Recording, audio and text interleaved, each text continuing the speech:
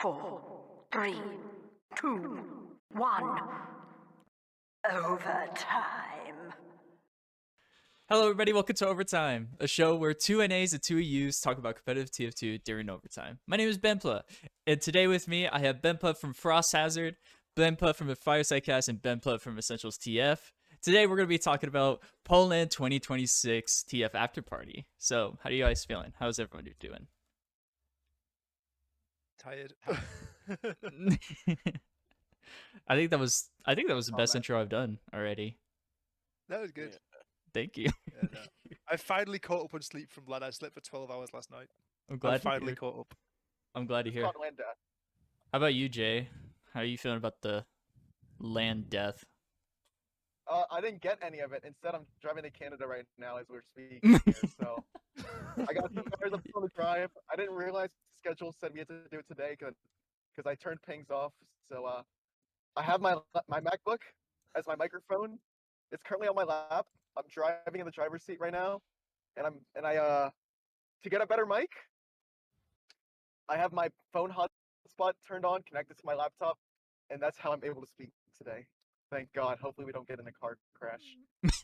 We'll put it on Live Leak. We'll put it on Live Leak. Live Leak only episode if this happens. How about you, Wan? How are you feeling about land death right now? I think I'm one of the patient zeros. So hopefully that means that I've dodged it. Although last Uberfest I also didn't get sick until about like a week afterwards or something. So yeah, I don't know. I hope I just don't get sick because I already kind of am behind on classes from going to land, and I would prefer not to be even more behind. I honestly wouldn't prefer that either. Honestly. Um. So yeah, the Poland 2026 happened. That was pretty fun. I had to watch it from the sidelines sure. because I didn't get to go there, but everyone else here had to manage to get there, get to Poland. How was that? How was that? How did everybody feel about that? Well, first off, didn't you intend on trying to go? In the I first place? did. 'Cause there were a few North Americans trying to go. I did want to go there so I can make a IRL like episode in Poland and like talk to people, run around, and have some fun with everything. But because of me with a bit of passport issues, I just couldn't go. It was already too late for me.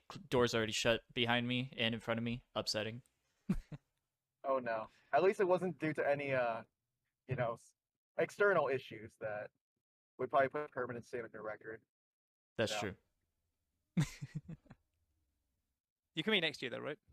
I'll try to come in next year, definitely. I'm not gonna be like fancy and try to flake like 3 lands and then come to a land, say we're gonna win, and then win the whole fucking Poland. That was insane. Like, can we acknowledge that? That was fucking insane of Fancy to do. He essentially just walked in, big smile on his face, like without a care in the world, looking at the camera, so chill, like saying, "We're gonna win. This is never gonna bite me in the ass. We're gonna win." And then they proceed to win the entire land. Yeah, well, that's right. Does anyone here like follow CS, like old CS? Because there's Yeah. a guy called Joel's who like Joel's has Me? a similar record. Sorry, what was that, Jay? No, I just know him from the minced meat. Like he skipped the Yeah, land. it's the same guy, the same guy, exactly right. Yeah. So he was like a notorious land dodger about 10 years ago, right? And he turned up to one land ever, like some regional land, and won it. And then dodged every possible land afterwards. And I think he's like still like the only player with 100% land win record in CS. Like at least of lands that are like on HLTV. So like we just hope that Fancy doesn't do that, right? Like he doesn't dodge a bunch, come to one land, win it, and then like preserve the 100% record by dodging every future land. That's what Joel's did. And I hope I- we do not see that. I genuinely hope we do not see that because I actually liked Fancy. Fancy was awesome. Yeah. To speak in the same vein as of CS, I think CS also has a really good scene for like Stark personalities. Like you have an evil kind of player like Apex or like Cadian who like talks a lot of shit. And I think Fancy actually brought that to this land because if you remember, he did that interview with Condog, and it was like basically him like talking himself up or the team up, being confident about beating Witness. I think the scene lacks a lot of personalities like that. So having him come out and just do that with such pose and confidence is like something that the scene has sorely needed. So that's just my input about Fancy coming to LAN. Not just speaking about his individual skill, but also his personality. So I think I was a bit worried that like when you spend this much time online and because he also obviously talks a lot online, I was a bit worried that he would show up to LAN and kind of be a very like it wouldn't be that weird if you showed up to LAN and was very quiet and sort of a bit reserved because it's a lot of people that you've never seen before. It's like a new environment and stuff.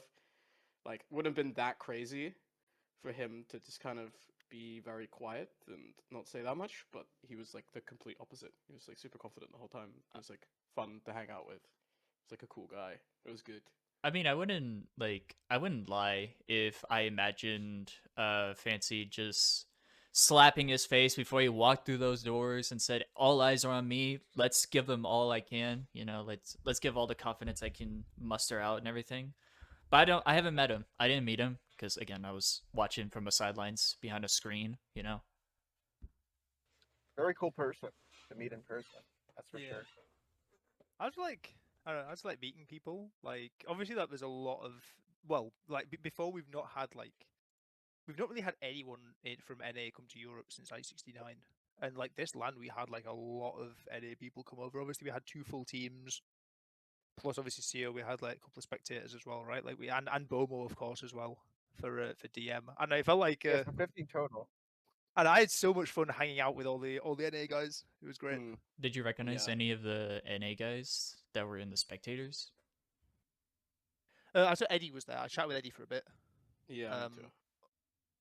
Other than that, I don't really remember any of the spectators, if there were any. That was just no. Eddie. just Eddie was Eddie. great to chat to. Yeah. No, Eddie actually did play in the end, because Theseus was meant to be soldier for Landcl Monitor, but couldn't get there until like the second half of day 1. Right. So the first few, I think it was the same flight as Rook and Piggles that was going out on Friday from the UK. I'm not too sure on that one though, but it meant they needed the Merc for the start of the day, and yeah, Eddie was like, you know what, I'll play, and got a little bit unlucky with the fixtures because I think Eddie was in the games against like a Mandem and White Lotus at the start of the day, which were kind of doomed from the start. But you know, put in a good shift for the Landcl Monitor team, who like in the second biggest moment of the entire LAN did make it through into the knockouts with some crazy scenes in their final round game against the Finns. And the pictures have just gone up. You can see the pictures of like what it looked like outside the Lenkel Monitor and Finn's booth, because they were sat back to back as the game happened, and there was like there was about 30 Yeah. people all just peering in, watching like what should, in theory, respectfully be the worst 2 teams in the tournament, playing Dude, each other to see who gets in. that to the must have been knockouts. so cramped because I've seen the rooms and it's just like Oh, you can see the pictures, yeah. yeah, there's like Yeah. pictures of like rooms and it's like barely even like shimmied around. I've watched like teams like shimmy each other around like around each other and stuff like that because how small the rooms are. At Yeah, 30 we were in people the in one room? corridor. No, we were in the corridor peering through the glass, Oh, okay. like, watching Yeah. like in the, but like people like singing and chanting and stuff from like the corridor outside. There's some crazy photos, and yeah, it was on Metalworks. So it was 2-1 to the Finns going into like a few minutes left, and I think with 2 seconds left, Lankel Monitor equalised to make it 2-2, which meant that those 2 teams, they'd lost to everybody else in the group and they just tied. So the admins were like, "Wait, who the heck goes through out of these 2 teams?" And they had to like work it out. It turns out they'd both lost 5-0 every game to everybody else, except they got 1 round off of another team. But like they got 1 round off of a different team. I think the Finns took it off of Chuds, and Lankel Monitor took 1 round off of Alan's Workshop. And because like Alan's Workshop finished higher, they were like, okay, because your 1 round win was against a better team, we'll put you through. And obviously they got destroyed in the actual main bracket, but they did make it through as like the team formed like 3 days before LAN replaced Froyotech, Yeah, which is it was a great story. that is a fun story. Holy fuck.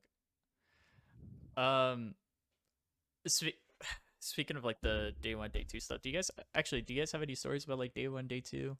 about like since you guys been there, I might as well ask like any fun stories you guys had while over there. I don't actually have anything like see like how was LAN, right? Like how did Well- you find it, right? 'Cause I know you did like you did some like Fireside production right at some point. You did Oh yeah. various other bits. Got to meet everyone. Got to hang out with all the Euros for a bit. Like how was that? Well, it's more like the interesting thing about land is like when you go to a new region. I think Ben had a similar thing where it's like he comes to Denver and he doesn't know like anybody in that region. It's like the question is how many people will go to talk to you? How many people will receive you well? And I can corroborate to having a similar experience to Ben when he went to Denver because if you look at TSTV when they did the Denver thank you thread, Ben basically said something along the lines of where it's like, I came to NA not knowing anybody, but North America was so welcoming to me as a lonely old British chap. I felt the same way coming into Poland. I came in, I think I was chilling with Cerny at the airport waiting for the 6 p.m. bus to Łódź, and I had Luke, who I guess is an ETF tool admin. Someone correct me if I'm wrong. Yeah, Luke. come up Yeah, to Luke. me. Yeah. He's chill. Yeah, they found us in the airport. They exchanged greetings, and then during the entire LAN, I had people come up to me on day 1 and day 2 specifically saying, "Hey, oh, you're the Fireside guy." And I mean, I think that's pretty obvious because I'm the only Asian at the LAN aside from Jay and Skis. So it was like very easy to recognize me, and they're like, "Oh yeah, we love all your content. We love everything that you do." And you know, it's really cool to see that you made the journey across the pond. Well, to be quite frank, like I would have gone because the journey was dirt cheap. It's like 350 quid for just hotel and accommodation and also the flight. So I was coming regardless of whether I was doing something at the land production wise or not. But to see everybody just recognize you and exchange greetings, and also Bethnix, you got a few shout outs there because people mentioned that they loved your content, which is something that's very what is the word? Rewarding to hear. It's like, wow. Like you sent me messages about it, and I asked like, do they like the podcast? What do they think about like the content? And then they were just like, oh, they're eating it up. They love it so much. They're actually asking for more. So shout out to everyone that actually loved the podcast. Thank you all so much for listening. I love everyone that it's always encouraging to hear that, so that I can always make more of it for everyone, and just for the fun of it, because I love doing it for the fun of it. I guess the only story that I would have is like, I think day 1 and day 2. Well, before day 1, I went to a place called Ato Ramen with Onkaya and Adam or Archrhythm, and I think eventually Cerny arrived, and then we ordered like this ramen. I don't know what's up with the ramen in Poland, but it's like my first initial thoughts of eating the ramen there was like, how the hell is this the best ramen that I've had outside of Japan? Like, how is the Asian food in Łódź like this good? I mean, that's the only other story. That's the only real story that I have, though. So it's like, how is ramen so good in this area? Like, you would expect it in like a Katowice or like Warsaw or Krakow, but no, it's in this random ass city. It's weird. I was But that's expecting. Have you guys ever tried like the caviar there? Like I've heard caviar is pretty good over there. Have you guys ever tried that one? I've never had caviar in my entire life. You've never had I'm not caviar? gonna lie, never had it. I've always heard like You gotta stop paying staff more. Eat better, eat caviar. to get some Okay, if caviar. you can get a boot to eat, you can also have caviar. That's so true. That's true. Yeah, we On need the to, yeah, we'll get onto that later. On in the We'll get episode, onto yeah, that later, it will- Alex. It will happen. It Don't will- worry. Don't worry. Don't worry. You guys are giving Michelin star restaurants ideas for how to name their next dish. A boot and caviar. That could be like Boot €90 caviar. and some That's French so. menu. That's so For bad. caviar? This sounds so bad. Like like you saying that just made me think of them like shoving caviar inside a boot. Like that sounds. But I wouldn't be gross. surprised if a restaurant actually tried that and tried to sell it as like Michelin star quality recipes. I mean, Like fair. somebody is gonna do that. Now that you mention it. I mean, if it's edible boot, I guess. I don't know. We'll have to have Ben test that later. Anyways, I'm looking at the photos right now. Oh my god. Ben sent some photos in chat. I'll put them up on the screen. Yeah, right now. shoot those up in post if you want. I don't know. I just sent them in the chat just to like remind myself of that. They were all photos from the LAN culminant again. We're gonna sit those in post. That's fine. They look Like- so hype. Looks awesome. Yeah, no, yeah. This was the biggest game of day 1. Was like the 2 worst teams in the LAN basically playing for the right to go into the knockout bracket to lose 5-0, 5-0 to a Prem team. That is amazing. And yeah, he went around for the last 2 seconds. They got the round win on Lankle monitor. So I think I was on the desk around like the time that the game was happening, so I was like watching whatever was happening on the main stream. And then every now and then we just hear like incoherent yelling coming from above, and we're like, what is happening? And then we realized that it's like, oh, it's because the Finns are playing. yeah, exactly right. It I was think like at like European TF2 lands, the Finns do kind of have like mythical status at this point.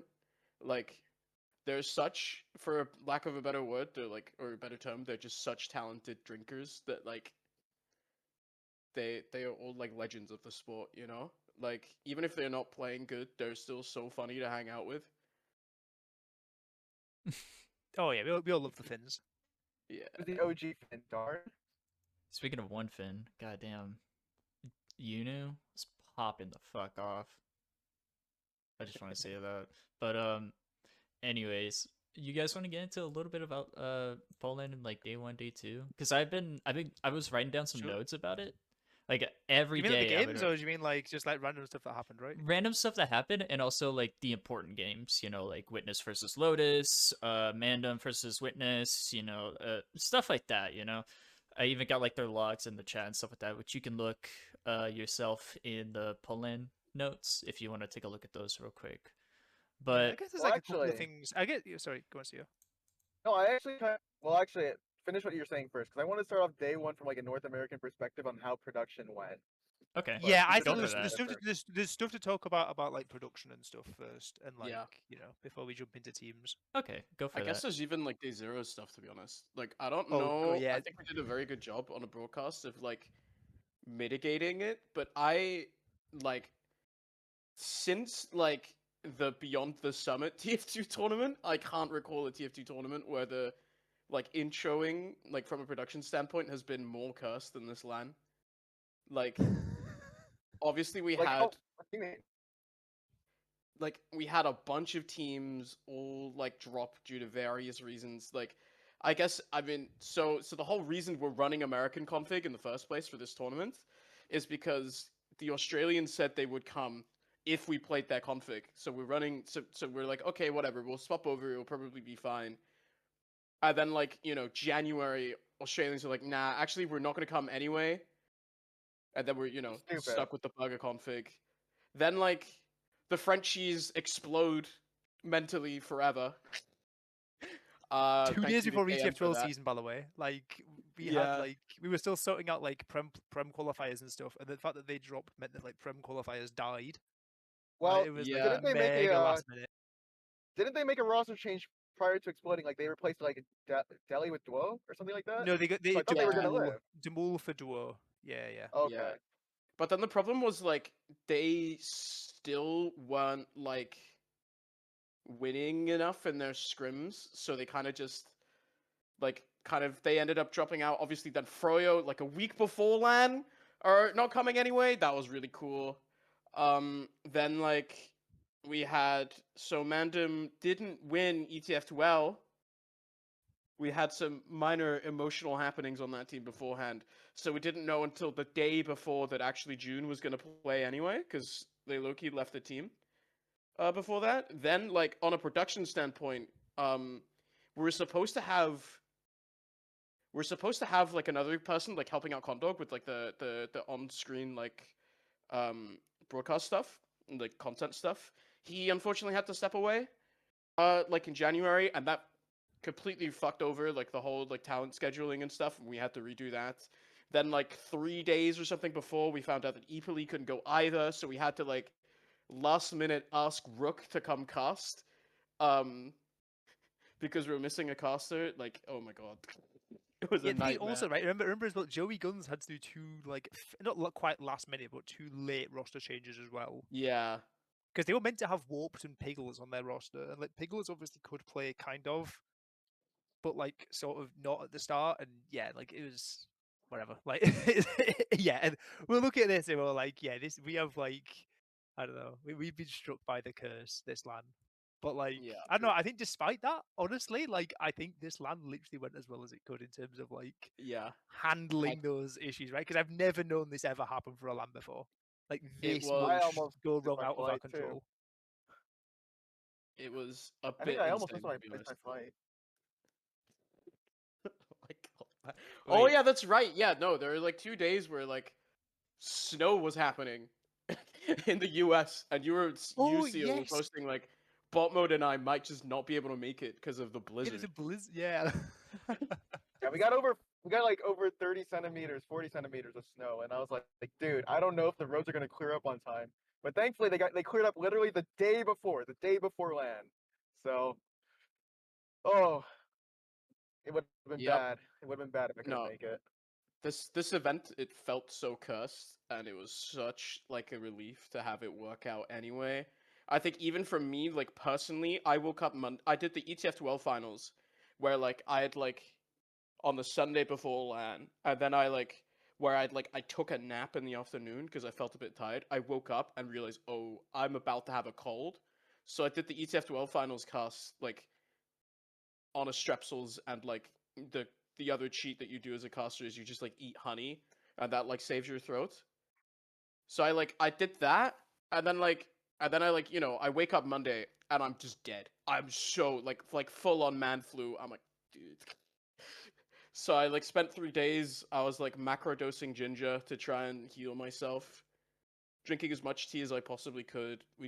I finally get to LAN and I'm almost good. You know what I mean? I feel fine except for like I have a sore throat, which is kind of not really gone away yet. So like, and then because this LAN we didn't have a mute button for casters, there's like most of the time, like day 1 and 2 especially, there are periods where like when I had to cough mid cast, I had to take the headset off and like put it as far, like stretch it out as far away as I could, and like turn around and cough.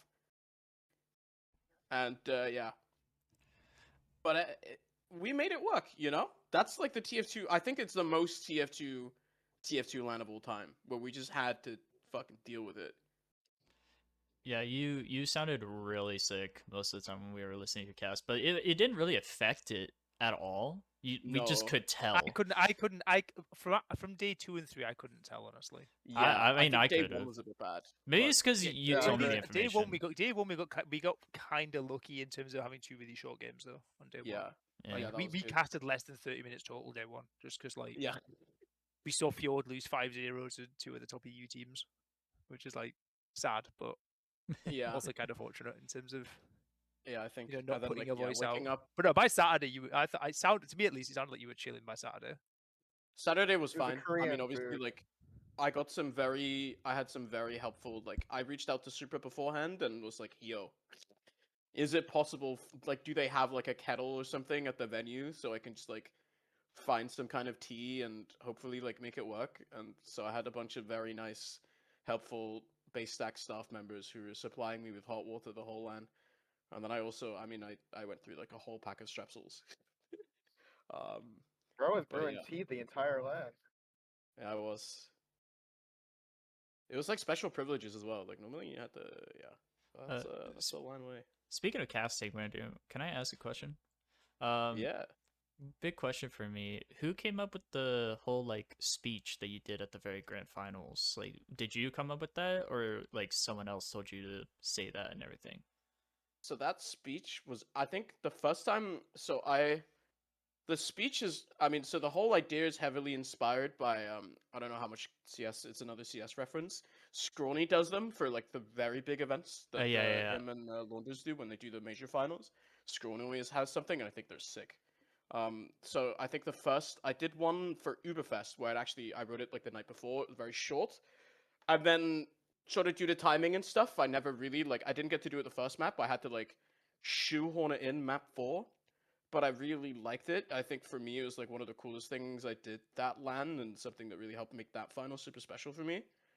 And then I found out when I realized that I was doing Uberfest finals this year. It was actually originally written for that like day before, but then because of Uberfest being the way it was, there wasn't really a crowd in the same way that you would want for something like that. So I ended up just like not using it and realizing that Just if I waiting until take Poland. yeah, if I take the speech and I just change the word Stuttgart to base stack, it works again. So At least I no, know it I wasn't actually like some way of just like saying, "Hey, you have to do this" or something.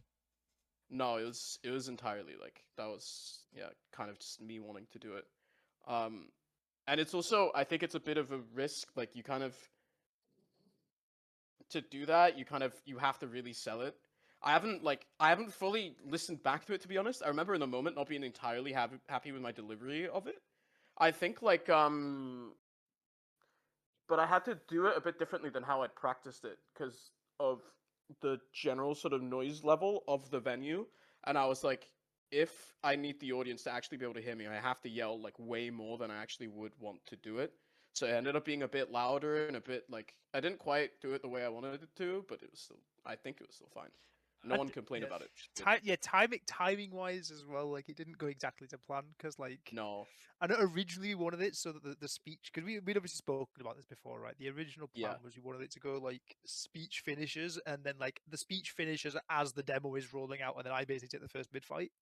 yeah. But I don't know if there was like I think the players just be slow to ready to be honest. I'm not quite sure, but there There was like was another like 30-second gap. So like I kept the energy for a little bit, and then like I ended yeah. up throwing back to you because there was like a delay still, and then you ended up taking the first mid as well, which is There was like a bunch of like a little work with you, yeah. it was just a bunch of like slight miscommunication. I don't think the desk had been entirely informed of the runner show. So yeah, it was a bit of a weird That's fair. Yeah. situation where Honestly, like honestly, I think you made it work regardless. It was fine. yeah, I think it yeah, was no, good. like I think it was good as well in like the viewing perspective. I will say like yeah, I feel like because of like a little bit like your sickness that was going on, that's why it was kind of like a little bit underselling. But I enjoyed it a lot. Honestly, I enjoyed it. If Yeah, the crowd anything, got going, right? The crowd loved it. yeah, Like, the I crowd don't- was like, having it's Yeah. fun. hard to. oh yeah. I want to say like, do we jump ahead and talk about grand final straight away, or like I just can encourage Yeah, us we at wait. that should. We I have a should. story about the crowd. I'm like because I realized that I'm doing a speech and I'm like it's like you need when you do something like that you need the crowd to react. Otherwise, you just kind of get a bunch of people sat in chat like question mark spamming you, Yeah, right? or like you just hear like three people go woo, and then that's it. It's like that sucks. Yeah, Well, yeah. didn't That's the true, didn't the like crowd react? 'Cause I heard it from the witness. I heard it from the witness gaming room. When it was, they did. roaming camera. I will. And like and I so what I did was like before cast I was in the bathroom going to the bathroom before casting happened, and then I met Beaven in the room and I looked at Beaven and I'm like, dude, I need you to hook me up. Can you just like yell super loud? And so the guy leading the crowd the whole time was Beaven, like unsung hero, just like actually listening to me and yelling, and then everyone else be like, Beaven's yelling, I'll yell as well. So Beaven kind of saved me. I will say though, in my perspective, when I was watching it, I don't think the microphones were picking it up that well because I heard like No. I heard people like going like yeah, but like not like a whole like kind of thing while you guys were hearing that in the venue. Oh, we had crowd mics. I'm pretty sure. No. Yeah, the Yeah, crowd. but we had a crowd. We had a crowd mic. Yeah, yeah. Yeah, the crowd mic. but it It's wasn't just like kind of like super loud. I don't yeah, think. it wasn't loud enough, so it kind of that's why I kind of like undersold it as well. Because like Yeah, we did I was just I- hearing like yeah. Well- woo, that was it. Like Well, you have to consider the fact that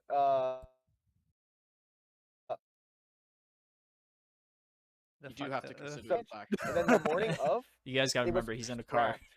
It was scrapped. Wait, sorry. Is it bad Yeah. right now? stage.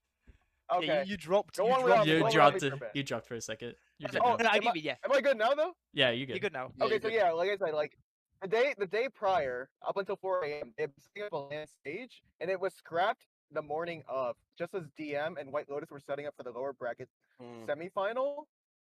So everything set up crowd mic wise was all impromptu, which kind of sucks. But it's Yeah. like you gotta admit what you can do with what time and resources you have, and JMax being able to set that up with Super is pretty good as it is, given the circumstances leading up to it.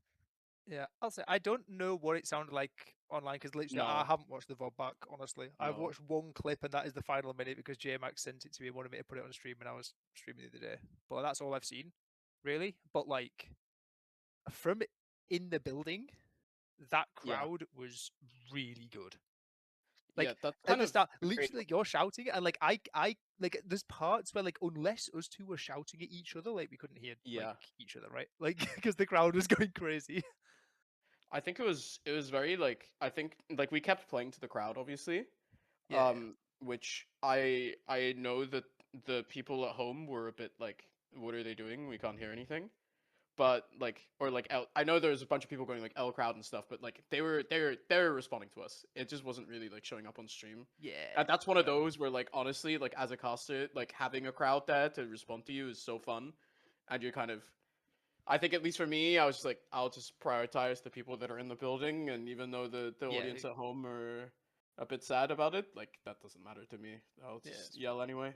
It really sucks about like the crowd mic is that you don't know if it's good or not until like, it actually happens, like a whole crowd is like celebrating, Yeah. It sounded good for us in the building. It's good. And, Yeah. I know for the people that were there, it was a great atmosphere. Hell yeah. Yeah, like I I said, will- like I I said, will like, say, I just though- want like, go on. Okay. I will say though, about the grand finals, I was super fucking hype. I can't lie to you. I was super hyped because I finally get to watch Mandem finally win after choking so many seasons. Last season they won. I think it was season 46, right? Like, and Yeah. that was Yeah. 2024. We gotta acknowledge this real quick. Like, holy hell! I've seen them choke season after season, land after land in playoffs. And I'm surprised they didn't just fucking implode like Forfins did. Like it took how many seasons and how many lands for Forfins to blow up? Forfins just randomly catching strays. Yeah. I love it. Look, Why not? look, I love my those Frenchies, guys, but bro. you gotta catch strays whenever, But no, Yeah, no, man. it was hype. It was great. But like, I don't know. We should like. I don't know about Should we you, talk Ben, about, like, but like I think we sorry? talked about this a little bit. Like the next day, I genuinely remember like very little of the finals. I've like I- almost no memory of it. That's why I For put down some me- notes. For me, it's really bad. I remember the things that I think I did wrong. Yeah, That's the main no, things but I that's a remember. class. Like, That's also literally. like a caster special, right? Like, I just remember, oh damn, why did I say that? Then, oh, I should have done this instead. Or it'd be cool if I did this, that sort of thing. And that's my main memories of the final. Well, I think another actually, on thing that for the note- finals. It was Oh, sorry. so horrifically warm in that room doing Oh my that God, finals. It was so bad.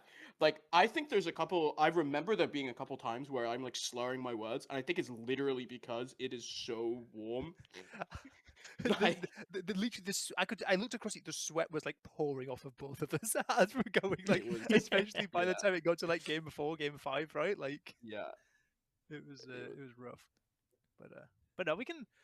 I guess we can probably talk about games a bit later, right? But like, yeah.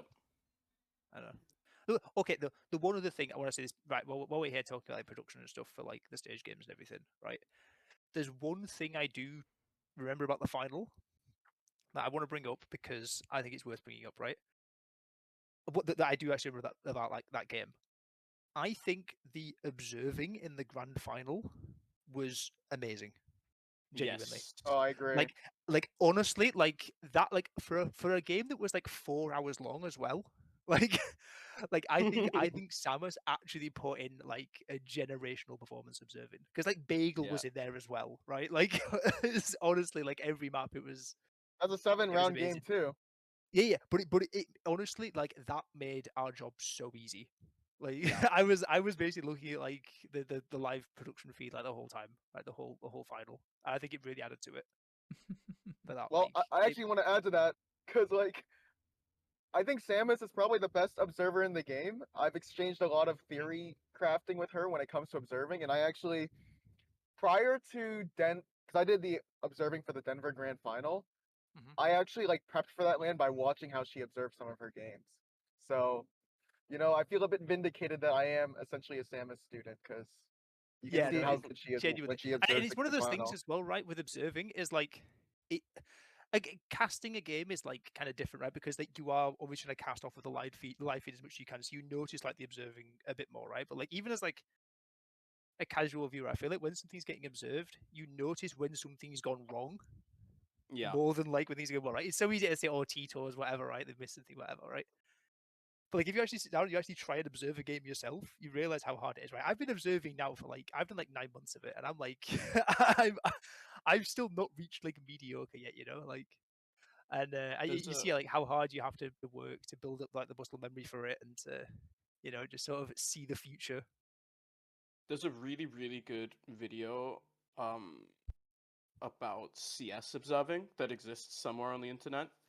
I'm sure you can go find it if you want to see it, but that video is like, it's so good at pointing out like how much work goes into it. I mean, it's obviously from a Counter-Strike perspective, but so much of it transfers over to how you would think about observing any FPS, and I think it's Is a very this the good one? watch. Is this the one where they turn the casters off Yeah, and show I that think like that- the observer is like telling the story like without the Yeah. need for casters, basically?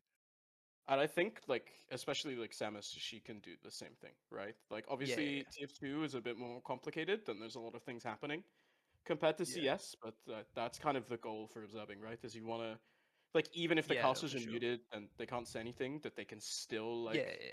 you still know what's happening.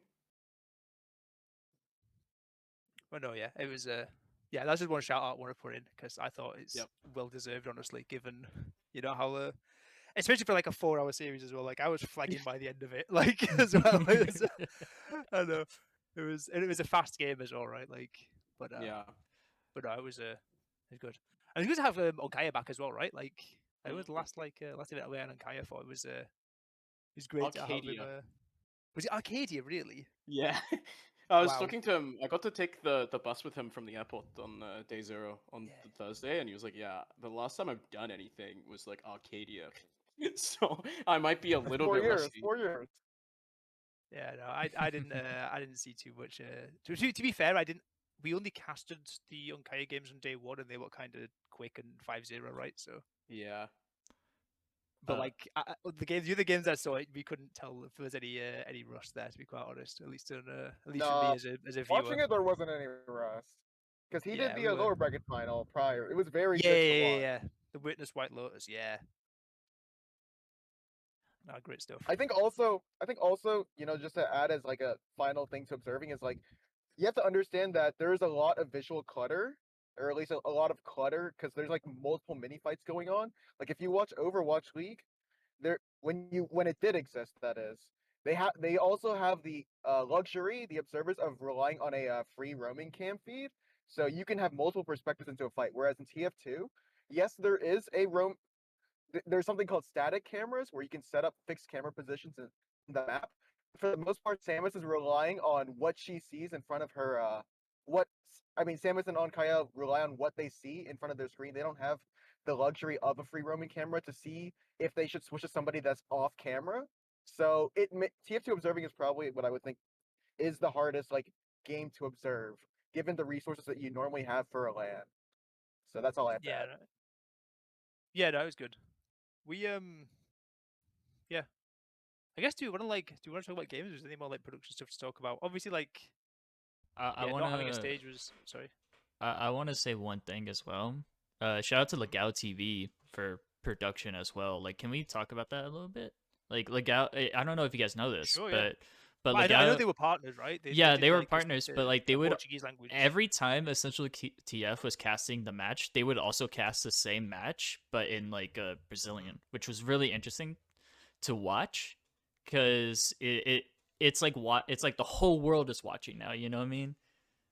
It's just really awesome to see. I was the time zones must have been rough for that as well, because like I'm trying to think, like was it like the second day we had games starting at like 11, Mm-hmm. which like how many They started hours later, behind is yeah. no, but like day two, I swear they started at like 11. Like what time? Like okay, it's not that early actually, because I think it's only 4 hours behind, is it, or 5 hours behind? I think it's Similar 5 to hours, Denver right? time. Similar to Denver time, yeah. Oh, okay, yes, but it's still like early morning, right, over in Brazil. Yeah. So Yeah, incredibly early. they're Yeah. putting in good shifts over there. Like But I yeah, no, hope, I hope will they get their confess, flowers. I hope they get their paychecks. Yeah. Man. I will confess, I didn't watch any of the stream, obviously as a No. non-Portuguese speaker, but it's really nice, to because I know like there hasn't. I don't know. I feel like French streams used to be a thing back in the day for like Yeah. a while. But Yeah. like other than that, I don't really know of like many like non-English language streams existing. So it's nice. It's nice to see, We need more But, Spanish speakers. That's all I'm saying. Then we'll actually Yeah, get no. something going. Yeah, you need like the equivalent of goal. You gotta go. But like in but like in TF2. Yeah, no, but I think it's great. I think it's great that like they were keen to do it, and you know, they've got people willing to like do those long days and those long shifts and get up at goblin hours in the morning to cast a TF2 tournament on the other side of the world. Like genuinely, like that's really cool. So That is really cool. yeah, shout I outs. loved it. Shout out to them.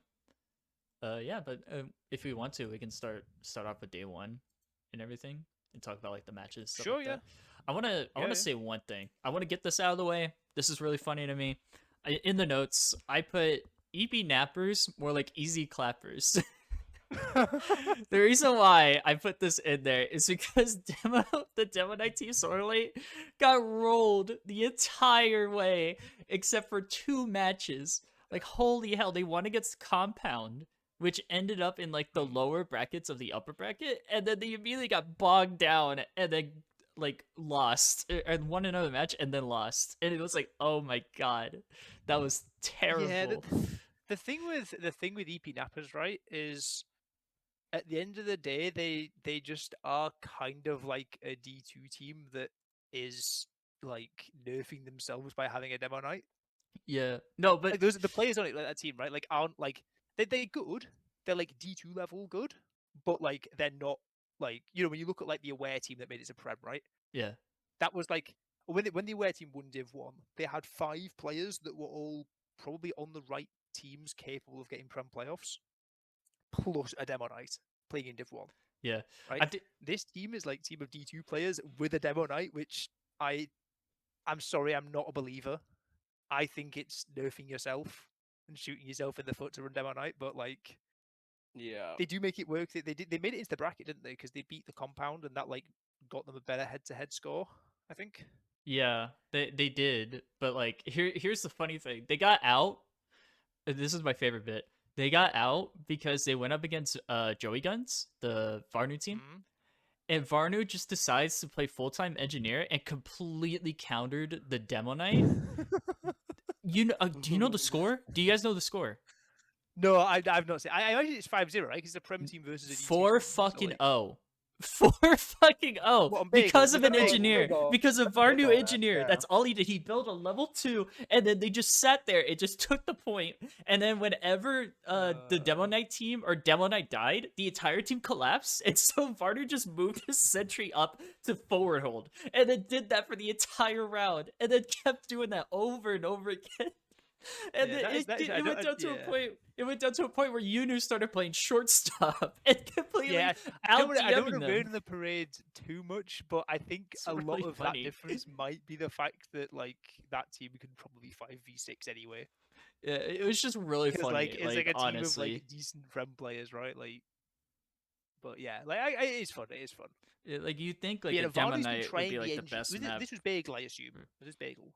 Yeah, you think that Big would be like the best map for Demo Knight, but then like It you is. counter him with an engineer, and then it just completely falls apart, and it's so funny. Yeah, Vanu has tried this in Prem. He's tried like NG both with mini sentries and with like regular sentries. He's tried like both of them with honestly, I've never seen it work in Prem when he's tried it, but he has tried it. So fair play. Fair play, honestly. And then like I see them, Varnu use engineer against Dirty Maggots, just completely get steamrolled, like just Yeah. gone. Well, it's DM, so True. What else in the notes? I was a bit upset that we had to give White Lotus versus the Vanu Yak team to the B stream, because I really wanted to watch that. I know it was like surprisingly close as well, actually, that game. But I just think like when you've never played against that Yak team before, having to deal with it for the first time is really funny. True. It is really entertaining, and I like watching White Lotus or like the NA team just like struggle against most of like Joey Guns shenanigans. It's just really funny. Even like most of like the EU stuff. Like, have we? Can we acknowledge that real quick? Like, NA was like struggling with most of like the EU gimmicks, like EU strategies. Like for example, like Process or not Sunshine Last where they do like a pyro and like a level 3 sentry up front. With- Like with- that hold, Go on, I'll they say could the not line. figure that I'll out. say the line where the gun is watching a door instead of holding nothing. Yeah. Wow. I've said it. We've had the laugh. There we go. Put it on TFT. Wow. Amazing, amazing. But no, amazing. yeah, obviously there is that funny clip of I think someone actually I think someone sent me on a Twitch clip of like the clip is called "Where the Sentry is Holding a Door Instead of Holding Nothing," and it's just the gun getting spammed and then someone sacks in, and I'm like, all right, fair enough. It's fair really enough. good because that's the most viewed clip of the LAN. It's an American failing to realize like what the hold actually is and being like, "Look, the gun is alone and it dies." I'm like, "Yeah, that's crazy. There wasn't a pyro there, like there's supposed to be. You're just ignoring how the hold works, but that's okay, man." Yeah, We That's okay, I'm and glad they pats we him on had the some back. we had some TFTV warriors who were there to discuss it for us on the forums. That was yeah, really good. yeah. They can. Shout out to The Ams. great minds. I oh my god, man. Should I say this? Yeah, why not? Okay, like Do it. so when you have like random like mid-level like RGL players who've never played above open start shit talking AMs for being bad at the game, it like that drives me up the fucking wall, man. Like it's so insane that these people think that they can talk to AMs in any way at all. Please, I'm begging them to shut the fuck up and stop talking to AMs like that. Like they have no, like it's insane that how little idea they have of who they're talking to. It's It's funny because of unbelievable. the clip where he's drunk, right? He's like drunk and playing RGL pugs, and they think that that's like That that's probably was all they so think about when they fucking see funny. him, That so- was so It's a funny. it's a funny clip, but they have to remember that AMs is like played top prem TF2 for longer than they've been alive.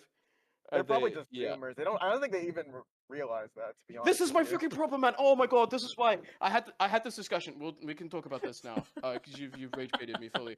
I had this discussion with Eddie at LAN, where like there's this like group of Americans who just exist, and they've never interacted with the world at all. They just sit there and they watch their little RGL pugs, and then they sit, and then randomly when they start losing to Europeans, they're like, "What is going on?" And you're like, "That's crazy, man." Like it's so insane to me that these people exist, and they will talk to you about the game in any way as if they know what's happening. Like, please, please, shut the fuck up. Oh my god. Okay, I'm done. I love you, Wendy. That's your clickbait content. I hope. There we go. I That hope- can go. We'll snip that. We'll make a TFTV thread. And No, I- make no, sure- you're- we'll make No, that's what I automated need. replies I'm go not in straight enough to your heat on email. TFTV right now. Yeah, I need another bit of drama. I need more. I need more. I need. I'm I need hungry. more. Give it to me, man. Random fucking Americans that I've never seen or heard about and will never see in my life that could show up and have opinions that are wrong for no reason. No, that 'cause they're was Americans. no. and they've I never interacted the with funniest real part world. is I agree with you because like Ams was shit talking to some random fucking NA bloke that nobody. They're open fucking players. knows. They're open players. And then Shut the he's fuck up. and then he's Oh my sitting God. there acting like he knows what's up. Like I'm sitting there like you Bro, don't know like- shit. Like shut up. Bro, You're like- talking to a Prem player, like the best Look player at in Prem I right don't now. know, but Or like To be one of fair, the he best was players. slightly buzzed. He was was slightly frustrated. buzzed, yeah. But like it was it also was really 4 funny. a.m., man. Like, what do you want from him? Ams does that shit all the time. Yeah, it's That's also who he really is. funny. Like AMS was just trying to rage bait him the entire time in that clip, and it's just like, "Give me your div," and he just could not give his div whatsoever. And he's like, No, "Give of me course your he can't, div." because he's a fucking open player. Oh my god, man. Yeah, it's good, man. Do you want to talk about LAN? Shall Yeah, we- let's talk about LAN. Shall we Yeah, talk let's about LAN? Actually, Did anything like that interesting and surprising happen day one besides the open group games that we didn't really talk about? Like, we already Yeah, talked literally, about- No. literally Lankle Monitor versus Finns was the yeah, best that was thing like of the day one. only kind of good game that happened day one, right? Like, Yeah, there was the Demo Knight versus Compound game was like the equivalent for the opposite group that did actually like get streamed, and that was like a close game. It was like 4-3, I think, on Sunshine. But like other than that, kind of no surprises, right? Like I know Mandem like actually played they only faced White Lotus once the whole LAN. Did Mandem? And then they tied And like that was 3-3. on day one. They tied. yeah, But that was it in terms of them playing each other. Which I know I spoke with I think it was Ryan I spoke to later on, and but I was basically asking him like before the low bracket final, like, who do you want to play? Going into the final, he was like, yeah, I kind of wish we could have played White Lotus more than once. Like they just played a single best of one against them. I But, know. like, But Hey ho, you can't both help it. teams, speaking to both of them after the game, they both felt like they should have won it like quite handedly. like speaking to both. I think wait, who? I don't even know if I spoke to an American about it, but I spoke to Mandan players, and then I was like, okay, it makes sense that the Americans think the same way. That like both teams came out of that thinking that they should have rolled it. Um, and So a neither of tie them is probably kind the of- fair result, right? in that Yeah. situation. Yeah. Yeah. But yeah, no, it was a good game. I think Yeah. that was like the only a good game, yeah, which was Mana versus the Yeah, it's- Lotus. But It's I want to say as well, the Samurais like actually did really good their first day. Like I was taken aback how well they were playing against like Mandem and the White Lotus, right? Mac had a pretty bad first day though. I can't lie. Like, felt like Mac was struggling on the demo, but I don't know if that's par for the course with that Samurai team. But Mac didn't have a really good performance from when I was watching over. So I don't know. I don't we're- know. Like I was seeing close games with them, like when I We- was watching most of the matches. Yeah, we're ticking all the boxes here. Like 4 offensive court strays. Now Max catching strays. Like who's next to catch the slammer? I've already gave Joey Guns their stray by playing Engineer on Bagel, but let's not talk about that one. There's also yeah, the no, I think- Fantasy TF2 website. Have you guys heard of that? Yeah, I only found out about that on Thursday morning of LAN, Yeah. and that was kind of too late for me to do anything about it because my Thursday was way too busy to like get that set up. I- So I I- didn't do it. I didn't get to do it as well because like I tried to do it just to see how it was working, but every time I would pick the roster I wanted, it would just terminate the contract, and then I sat there and I was like, okay, I'm not doing this. And then literally the last Yeah. 2 days, the second day and third day, I just didn't even bother to look at the website, but it was there. It was there. It was No, interesting. the people who got in, from what I can tell, enjoyed it. Right, I just didn't have time because I was like Thursday. I basically spent the whole day editing and writing up little bits of TFTV articles and like interviewing players and stuff.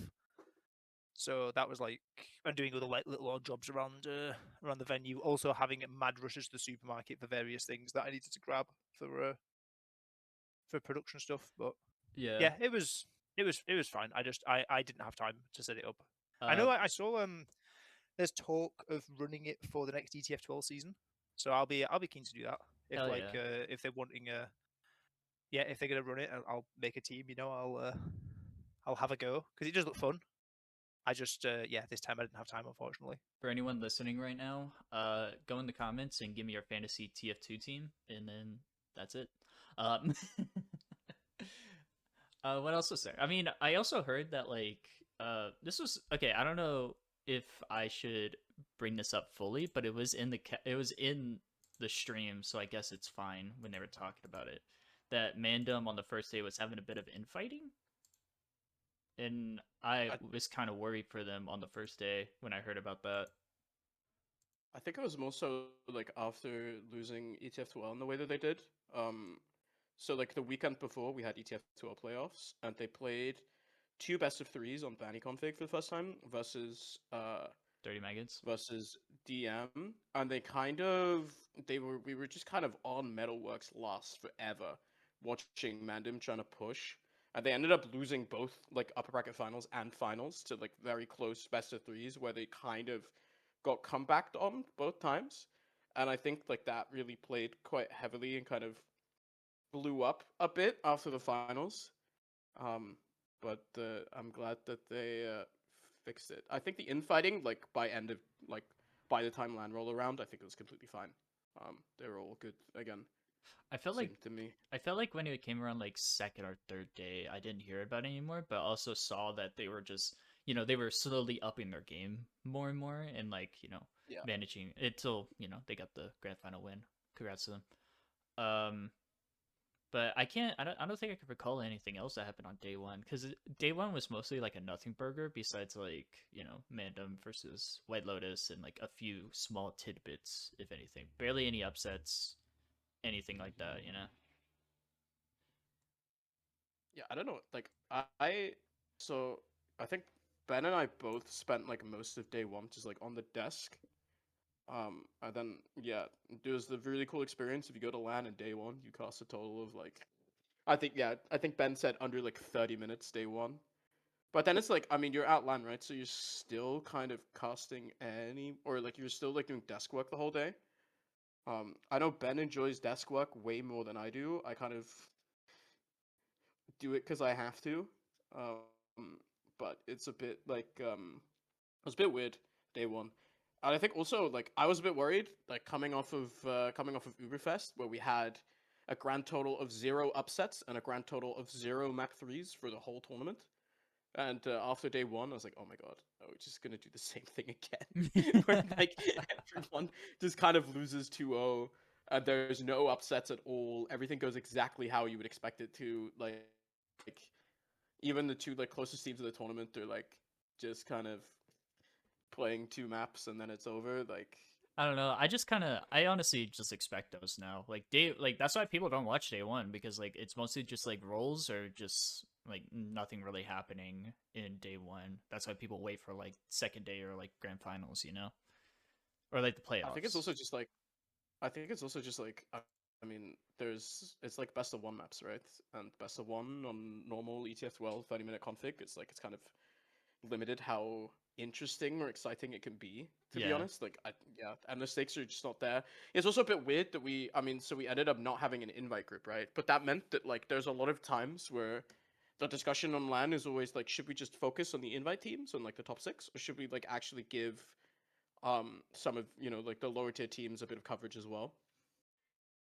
And that is always a debate that we have, and we never really hit the same answer ever.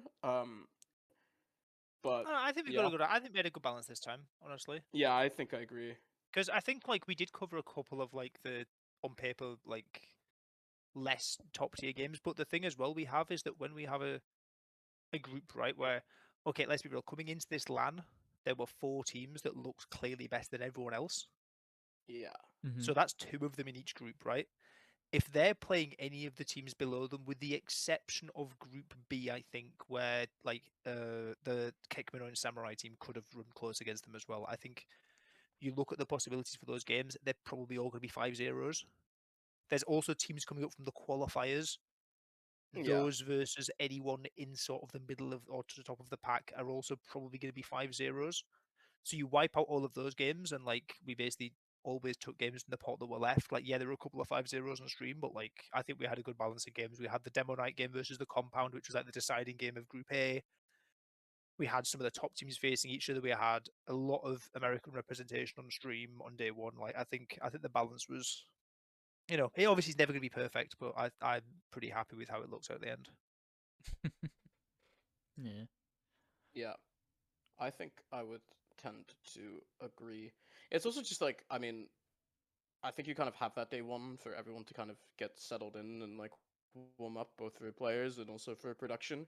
You're doing a lot of wiggle room, and like you go live and you're like, oh wait, why does this not work? I actually don't recall anything specific, but there's always something, right, where you're like, oh, this is not running precisely how we want it to.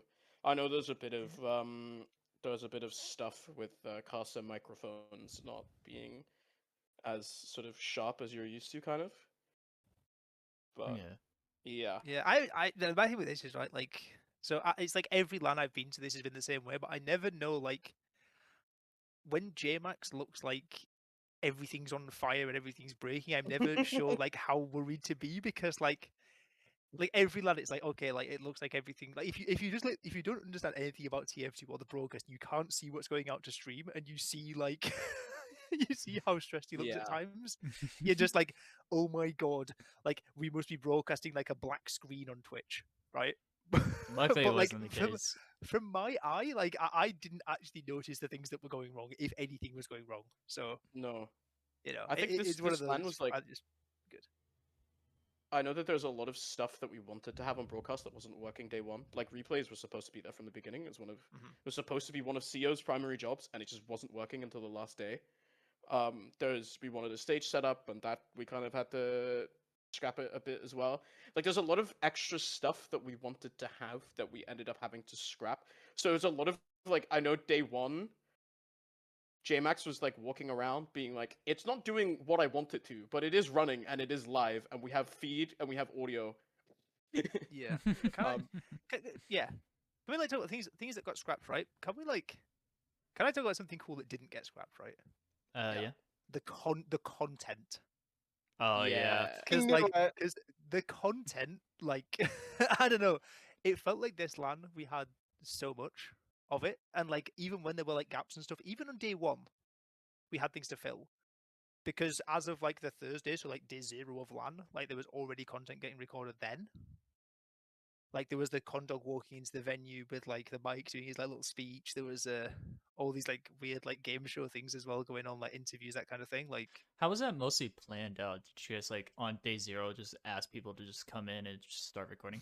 Then again, I don't Well, no, I no, don't it's know a- if you know that because you guys were also in the episodes or in like the little no, videos. So like so the content stuff actually got sorted. Like I think it was maybe in December we did this, or Yeah. maybe like very start of Jan. I can't remember. We had a content. Well, okay, so actually no, back in December when we basically found out who was doing LAN, we basically some people basically I helped chip in with Antis, but Fairfood basically made content documents of like things you wanted to make.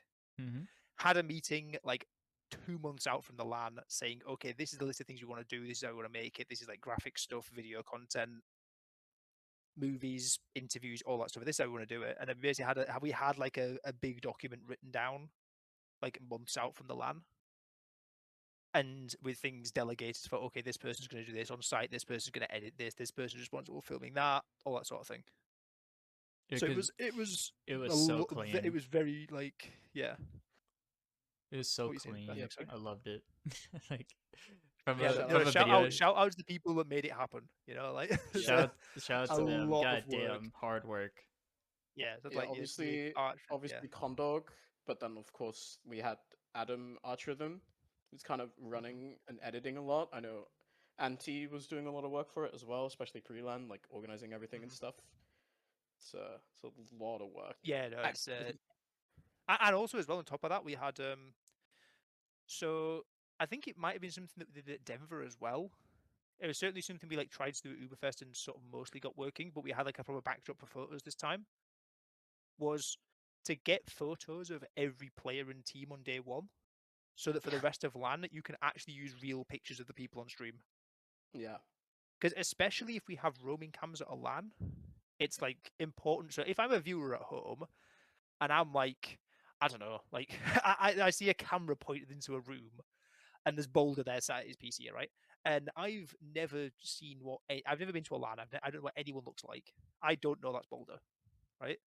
But then it's like we pan from that and it's like, okay, now there's like a roster graphic and it's pictures of what everyone looks like IRL. And I see a picture of Boulder. I'm like, okay, that makes sense. So like, I think for like the viewing at home experience, it's like really important. I hope people didn't get confused when it came to like the White Lotus with Jay just like stretching the entire roster yeah, out. the White Lotus photo was hilarious. Actually. That was yeah, really that was funny. Did you Yeah, guys we see had- the we had some- photo of the compound where I subbed in for Ayoshi and Ayoshi? subbed in Yes, for me? I saw that. I could not stop laughing. I was like, "What the fuck is That is, Panda like- doing?"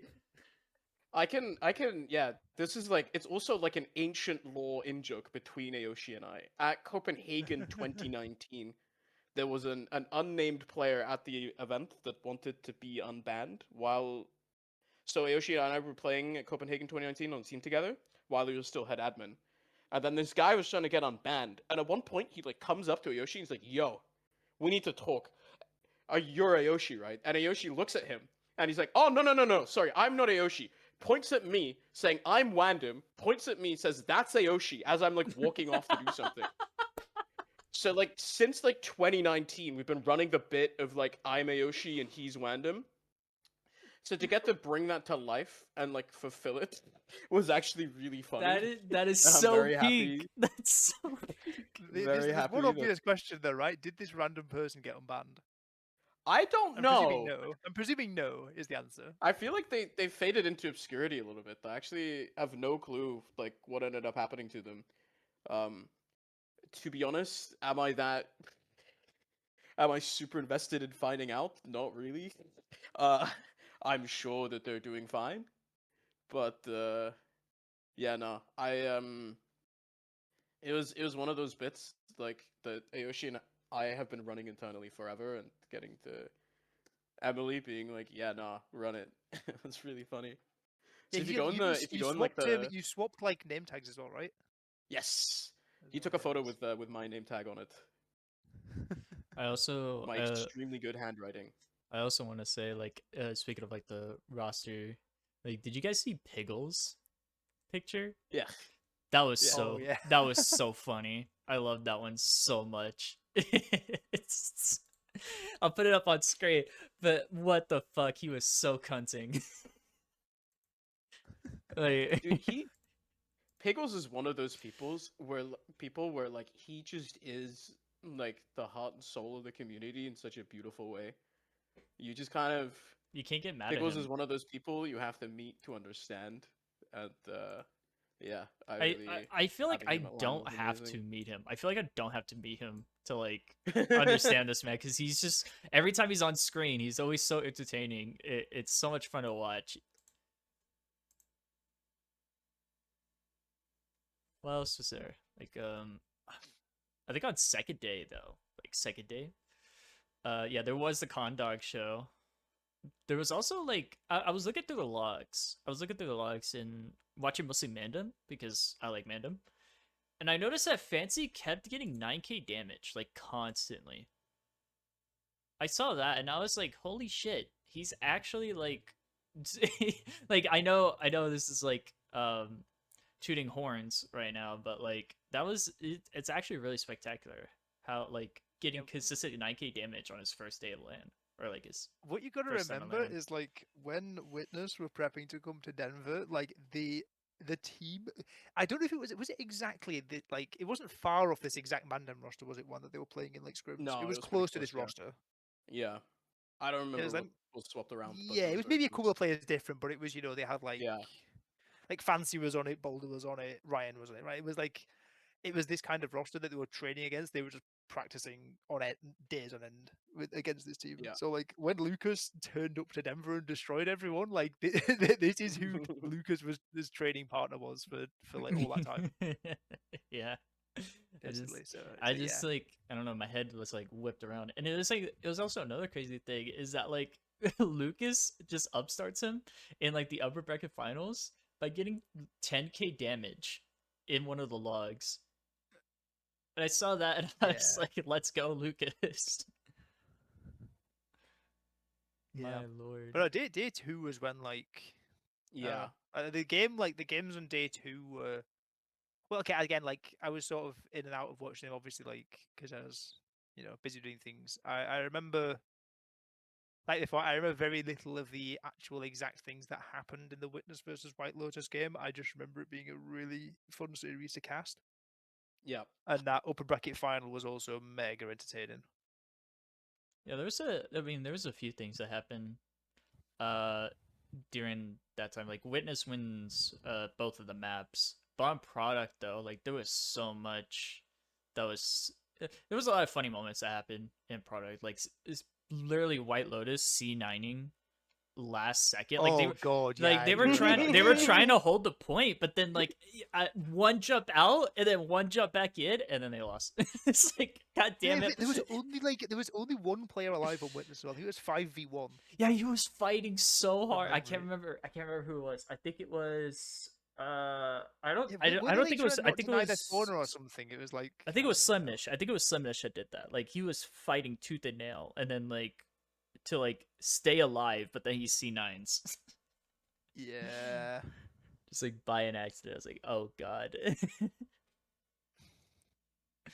And then Skis having 16 deaths, along with Otto having 2 deaths. Like that was also Yeah, crazy. I was it. Skis was the butt of the joke for the crowd a lot. No, he's like least. every LAN he's in, it's always like whenever he dies, everybody screams Skis. That's like the entire Yeah, build. that I love it. that did happen in the low bracket final quite a Yeah. lot. Day Because we had 3, like a decent crowd for low bracket final, and like yeah, he was getting called out. Day 3 Fjord Gaming turned up and they were like, guys, whenever Skis drops in America, we scream Skis. And Pickles heard that. I was like, bet.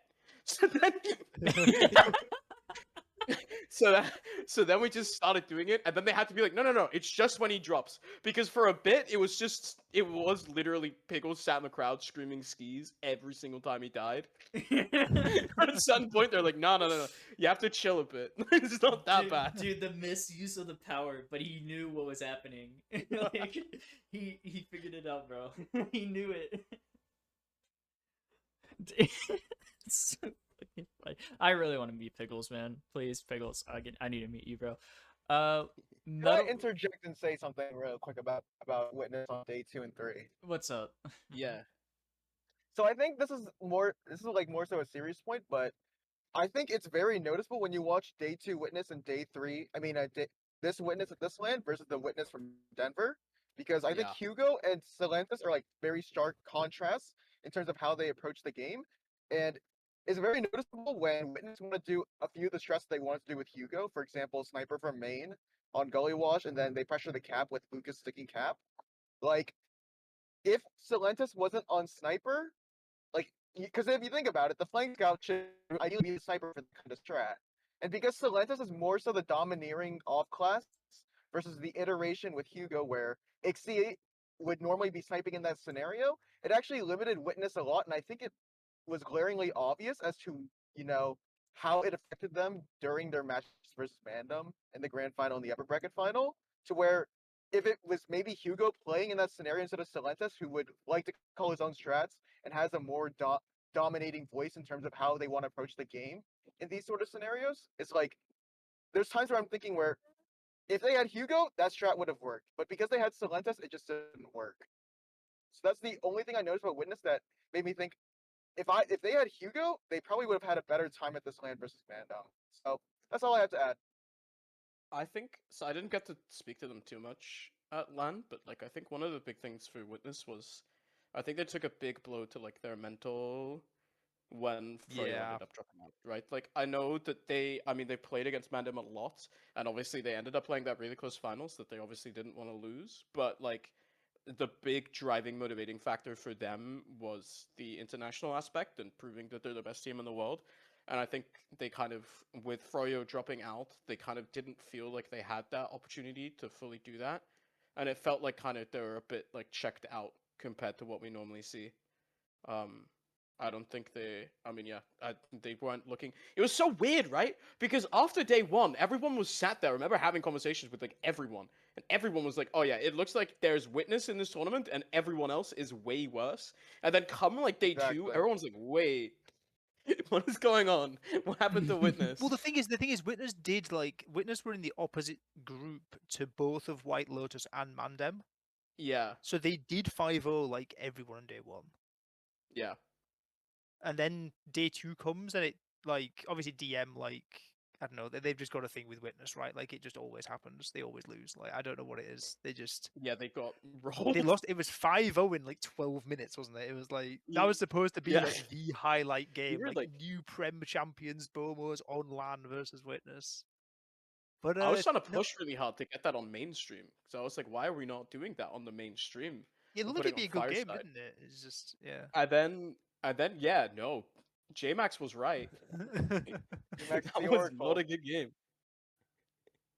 Yeah. So But I think with Witness, the one thing that shocked me a lot with them, like especially like on day 2 and 3, is like I've never seen them like even when they lost like the upper bracket game in Denver, like I've never seen them look so like rattled after a loss yeah, than they did after that upper bracket final on like the Saturday night. You like see out and you just see the body language and you're like, oh no, like they are not happy. And Well, yeah, it's no, weird they because bounced back a you're bit, right? watching over. You're watching over Witness. Like if you're watching over Witness on day 2 and 3, like you would expect everybody to be vocal. I mean, Tomas is just usually calm. So Yeah, they like were there's more. obviously in game, right? It was more like out of game. I'm just like, I don't know. No, but even in game, it's just like Poppy is the only one that's really trying to like keep the motivation up. Like I mean, he is the floor general, the floor raiser of the team, and then occasionally you'll have input from Celantis. But it felt like there was some kind of like internal strife that you could sense, but it wasn't being spoken out. When you're watching over Witness during day 2 and 3, that I noticed personally, but you wouldn't have noticed it like unless you were like there, so to say. Like it didn't show in the gameplay, but it showed if you were standing behind them. Just felt like Yeah, they compared to felt a watching them little at bit Denver, shook. yeah, compared to watching them at Denver, like I've never seen a team so meek and quiet despite being world champions. So it was very polarizing, especially when you have been with them at a previous lane tournament and you know how they normally act. Yeah, like I don't know. We obviously like me and one didn't see like in the rooms for like the game against White Lotus. but they even went a map down in like upper bracket round 2 against White Lotus. Yeah. And like, okay, it was like a mega Granary close as well. round. Sorry? Yeah. No, it was on Granary as well. Like Yeah, Granary is Granary, like yeah. the witness map. But yeah, like the last pushes and stuff just weren't coming through. They had so Mm. many chances. It felt like they was getting denied all the time. And yeah, White Lotus win on like on Witness's map pick as well. And we're thinking like, oh my god, like this is because at that point I was like, oh my god, like, this White Lotus team have like turned up because I didn't like Slem had like a life game as well on that map Yeah. from memory. Like Slem was just demolishing everyone. Well, okay. But then Witness And, turned around and just absolutely curb stomped them on product. In like it looked so unfair. no that round product was game. close on product, was it? Like genuinely, like the closest they No. got was like a 1:30 on the time. Like it felt like no round was even close to going not that way, right? So No, it was a bit crazy to see them sort of shift that momentum, and I mean that speaks to them as a team, right? That like if there's one team where you would expect them to not be rattled by a loss, it'd be them. And they did kind of claw back and win that. But seeing them, I think at least Friday or like Saturday night, seeing them lose that Mandem game was a bit crazy. That was Yeah. very surprising to me. That was also very surprising to me. Like, watching that whole match, like I was expecting like, okay, Witness is gonna win, and then they win Sunshine, and then I was like, okay, wait, what the fuck is happening? And then they win. well, Sunshine is Mandem's best map as well. Yeah, that's fair. Yeah, That's the yeah, other thing. Like Yeah, that's true. yeah. And then I go watch like Granary next, and they just completely turn up, and then I'm like, oh my god, are we actually gonna see Mandem do something good?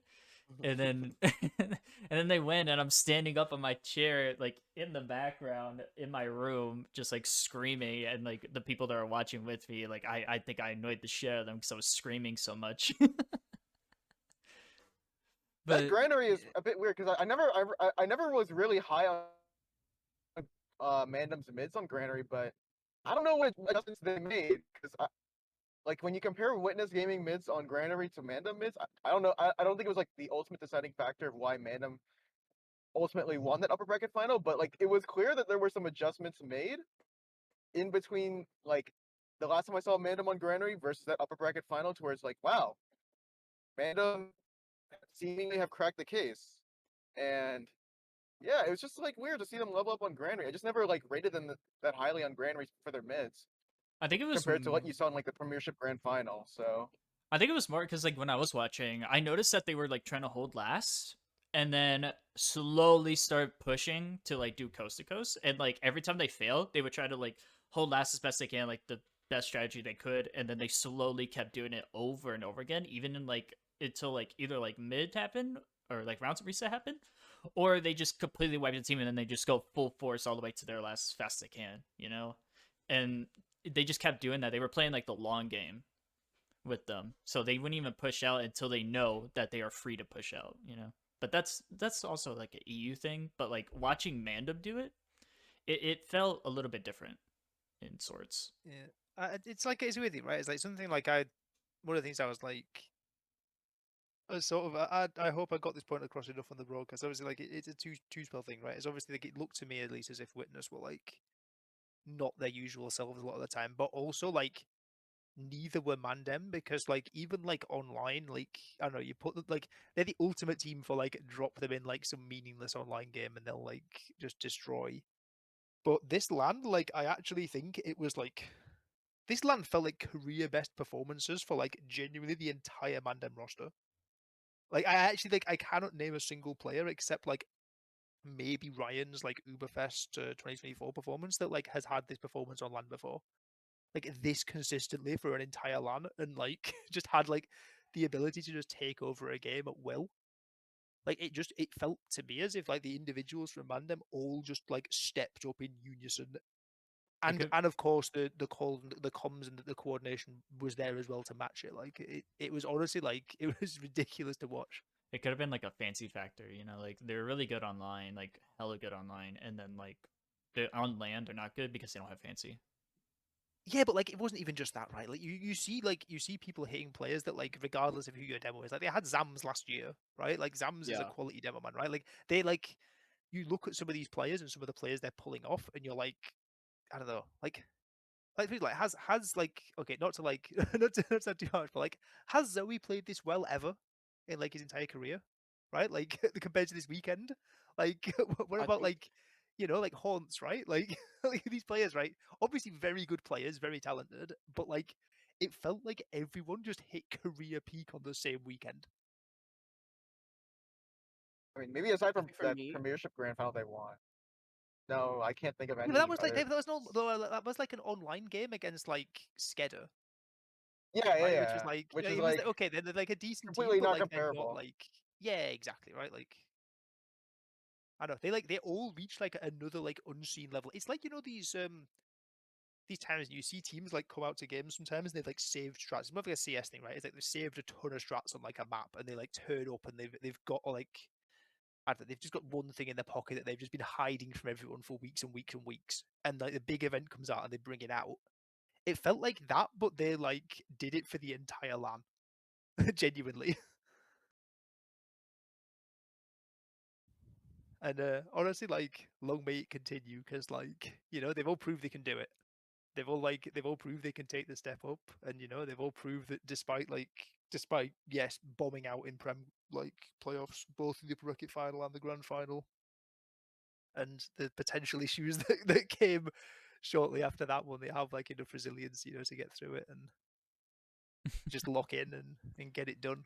So yeah, no, I was honestly amazed. Like, I was watching these games and I was like, these guys are like these are like genuinely good value for the best team in the world, right? Like when I'm watching them, Yeah. it was great. My goodness. It was beautiful to watch, if anything. Super hype for me. I loved it. Part of me wonders, like you say like Sam's is like a good demo, right? But part of me wonders, like, just like in terms of like a stylistic playstyle difference, is like if you watch that Bagel match in the grand final versus Witness, like June had like maybe like 15 more deaths than Otto, but still it managed to be a 4-3 affair. And part of me wonders that it's like in terms of like a cohesive unit, like how much factor does Fancy add into that? Because you could see like despite June dying and it being a close game, like it was clear that despite losing June a ton, like their counter collapses or like their ability to just collapse on Witness at a moment's notice, even if they lose their med, is like pretty much all due to how they play around Fancy. And it's like makes me wonder. It makes me wonder if they had that same if they because really the 2024 roster for Poland.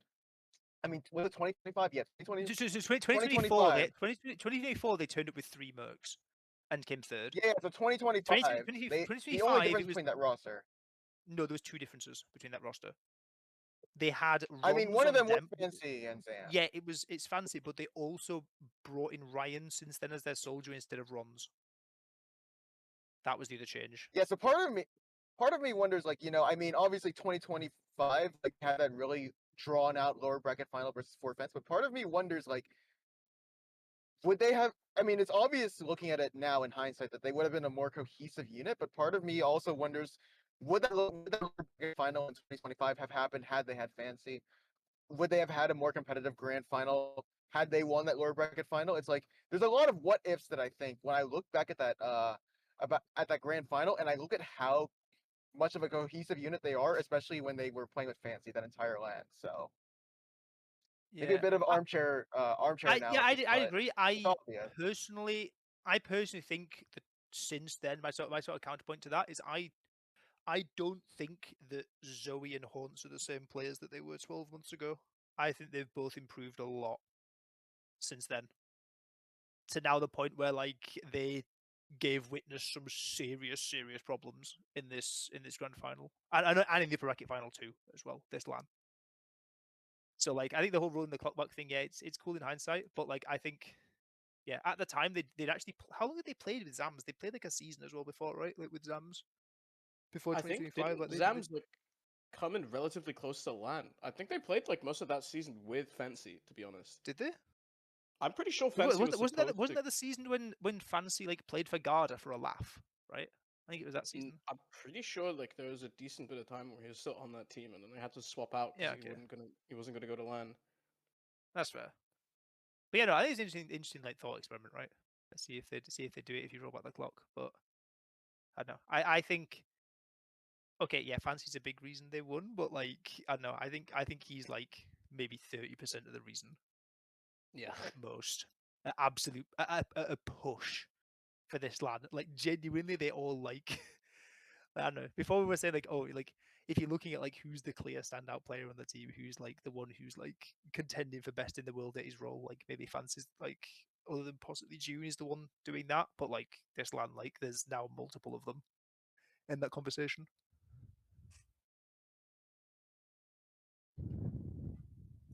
But yeah, Mandem Glazing done for the minute. Do you want to talk about some of the day 3 games?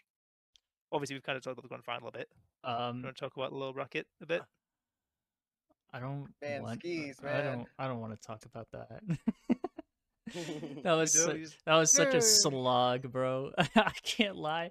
Watching, I think the biggest slog for me was when I was watching, what was it? Process with White Lotus versus Witness Gaming. Holy fuck. The 1-0 game. The 1-0 game because Witness Gaming had Kritzkrieg and they couldn't switch off because Otto was not dying whatsoever. And so they just kept using the Kritzkrieg. Oh, you mean the on- witness one? No, I thought you meant the DM one against Lotus. No. Oh, that was a bit more. The more happened. Yeah, that was 3-2. That one. Yeah. Yeah, that was terrible. I was watching. Yeah, but like Lucas so- dropped skis with it though, right? Yeah, Like, I know, but like it shouldn't have happened. That's what I'm saying. That shouldn't have happened. Ski. But it was also just like they could like White Lotus couldn't push them onto like second or last. And then Witness Gaming kept using their crits and wiping out the entire team, making them run over to their second or mid. And then it was just back and forth that for like until like overtime. And then it was like that even longer until finally they managed, Witness Gaming finally managed to take process. And oh my god, that's all I put in the notes. I was just like, this match is terrible. I put this match is terrible. I just don't know how they Dude, didn't manage to watching- get punished for that, like at all. I mean, you watch White Lotus play that entire lower bracket, that match versus Witness in the lower bracket final. Yeah, lower bracket final, and it's like clearly apparent where it's like this is the difference between a team with years of synergy versus a team that was just literally formed before the LAN. It's like there's a lot of protocols that White Lotus do during that game that just ultimately, you know, showed this like stark contrast between the combos of each team. Because there's like times where Skis dies, where it's like it's very apparent there's some rust or there's some like for example, I think Silentis got a really nice drop on a Skis on Sunshine pushing when White Lotus were pushing into mid. And Skis, I was watching over Skis' head and I'm like, dude, how are we making this mistake in the big 2026? Because dude, they're just clear. I don't know, man. It's like watching White Lotus during that entire lower bracket final behind their backs is just like, man, why are we making these mistakes? And then you hear them talking in the post game, and it's like, we overcommitted. I agree. Their last pushes, they overcommitted a lot for frags instead of playing the cap in that in specifically on process. But it's like, dude, how did it even become this close? And it's like you realize, oh, they have Jay Sniper, so Jay's gonna like pull them out of like situations that they should never be in the first place in such a rut. But you know, thanks to Jay Sniper, they're able to make that lower bracket final close. But I don't know if that lower bracket final was close due to White Lotus getting lucky or Witness, you know, having their mental boom from yesterday. I don't know what to say, but what I could say is like White Lotus, dude. I know. honestly It didn't feel didn't a like third it place team, either. bro. I honestly didn't like it either because it just felt like, hey, Jay needs to go sniper in order to counter Witness Gaming. Like that, almost that entire lower bracket final. And I'm sitting there and it's like, I get that they haven't, or this was just like a mixed team that just came in, like, and they only played like one season? I think like one season, if I'm correct, before they went over to Poland. So they had scrims, but most of their scrims were kind of terrible from what I watched. It was mostly just like, you know, rolling after rolling teams maybe going up against Furry Tech most of the time, and like that was just like a bit of a back and forth, but that still didn't like. I don't know. There still wasn't enough synergy to like actually do well against Witness Gaming, so they just have to rely on Jay to like play Well, sniper yeah, to do there was- stuff. You know? Yeah, there was. We saw as well, like we saw it in both of the series they played against Witness, right? Like, okay, Jay like was kind of the standout in terms of having impact, but like there's a lot of players on that team who like Oh yeah, who like high proved, five. like a lot of players in that team who basically showed that okay, like it is like essentially a mixed team. They've only had like a couple of months of prep and like haven't exactly like had the time that they'd want to like like Witness who's been around for years and years, or like even like the Froyo Tech roster has been around now for like what, like 8 months or something. But that was announced like last like August or something. That's like basically straight after the RGL one that's been out. So despite that, like they just showed the players that they have are capable of just turning games on their head, like regardless. And it's not just Jay. Like we saw Logan do it, we saw Slem do it. Everyone on that team basically had moments where it's like, okay, like these guys are some of the best players in the world individually. And yeah, okay, maybe protocols aren't there yet in terms of a full team, but like that will still win you games when you have players like that on a roster.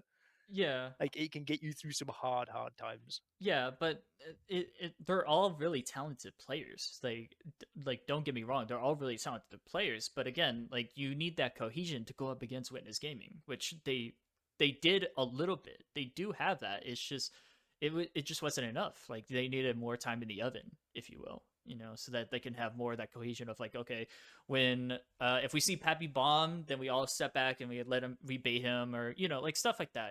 Just like the protocols to like go up against Witness Gaming. I'm saying shit on my ass, but like you get what I mean, right? Traditionally, North American teams are known for being uber aggressive, but like if you had the chance to sit over White Lotus like during that entire game, it's clear like in the waning seconds of regulation, or so to say, like in the waning seconds of each map, there's decisions that normally I guess Chris would have called if he was on G6, like to do out of pure confidence that we're just getting counter called. Because for example, I can remember a time where it's like they had small ad, and I think they wanted to go on it, and there was a bit of like there's a bit of a strife about whether they wanted to take it or not. Whereas, like, if you watch G6 at Denver, like, they probably would have taken that 9 times out of 10 without any hesitation. And, I mean, Skis, Chris, and Logan have all played as a combo together in a previous iteration of G6, but they didn't have that confidence. They didn't have that confidence, I'll say that. And I think if they played with a little bit more confidence, which is, easy to say as a hindsight Harry, but things may have played differently, but obviously you're also playing with a completely different flank and a completely different soldier combo to Soapy and Kobe. So Chris probably is trying to call like it's G6, but also he doesn't have the G6 pieces to call it like it's G6, so to say. Yeah, no, I agree.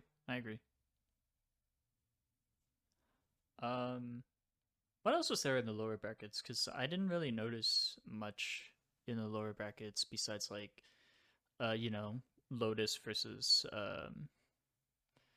Lotus versus Witness Gaming. But you also mentioned Lotus versus DM. Yeah, that what was an interesting game. It's I know DM, like it's hard to say. Like if I say they underperformed this LAN, is that harsh? Because like No, the I thing would is, take right? that If they though. no, right? If they hadn't won the Prem, like ETFL Prem last season, like literally like 5 days before LAN starts, if they hadn't done that, I wouldn't have said that. But like I don't know, I came in, at least I came into it with expectations. All right, I was like, okay, Mandem are probably on paper a better team, but like yeah, they had like a good fight in that lower bracket, right? They could have.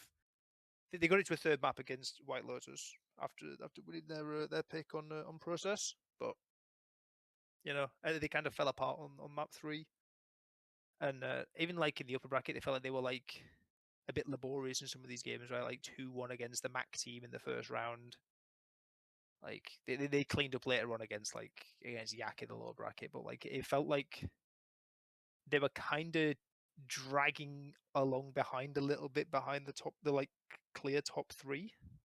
Which of course Mandem like stepped up in an insane way, and we didn't know what Lotus and Witness were going to be like coming into the LAN because they hadn't played the season. But I think for like ETF World Champions, like 5 days before to getting onto land, you've got the excitement of okay, our Bomo's no longer playing on like 100 ping or whatever it is, or 90 ping, wherever it was, and I don't know, it felt like okay, they came forth probably like about where we'd expect them, but like I feel like there's probably a little bit of disappointment from them on that. Yeah, even bot mode sniper was also underperforming a little bit. I may sound rude saying that, but it just felt like that when I was watching most of their matches.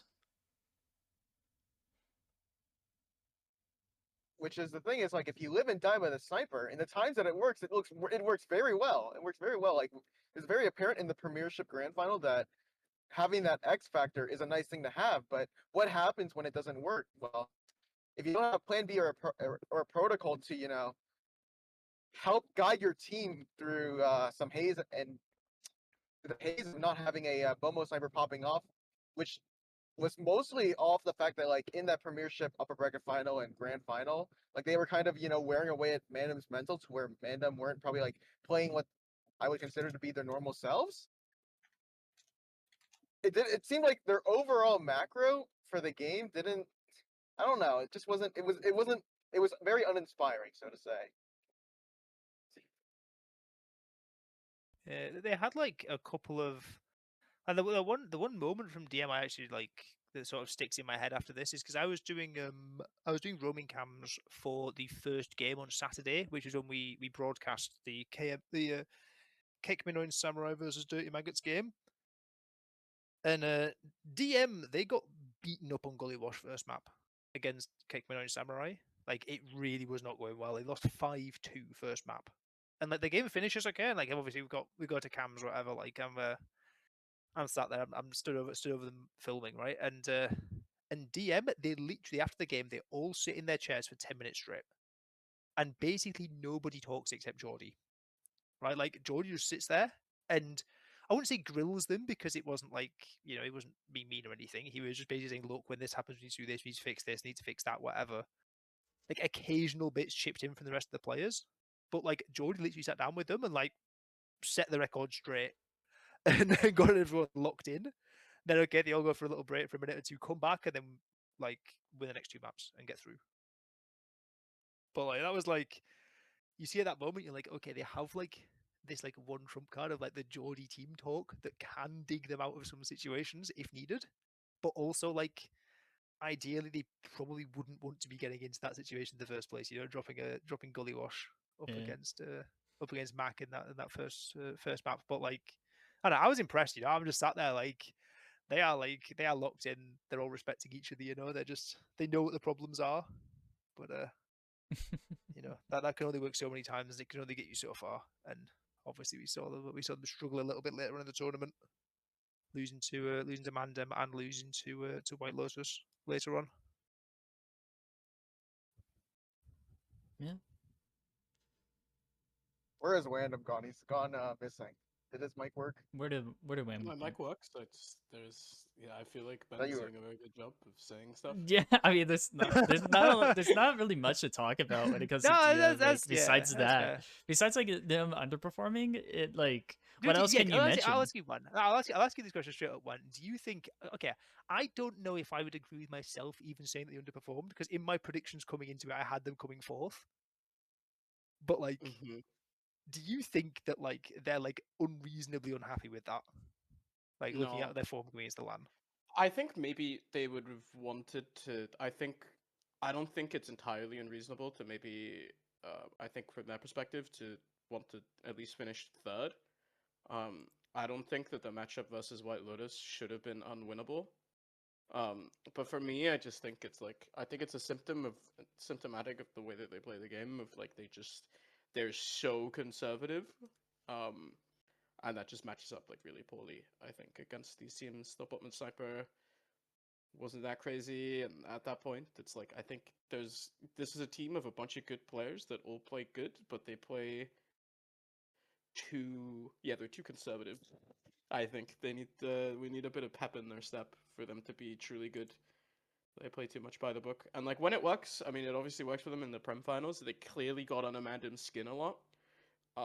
But for the actual games, it's a bit sad. And then So yeah, I don't think them finishing fourth is unreasonable. I think it's probably should I be actually have expected. teams that are like at the best and oh shit, is my mic bad? No, it's fine. you're good. You're good.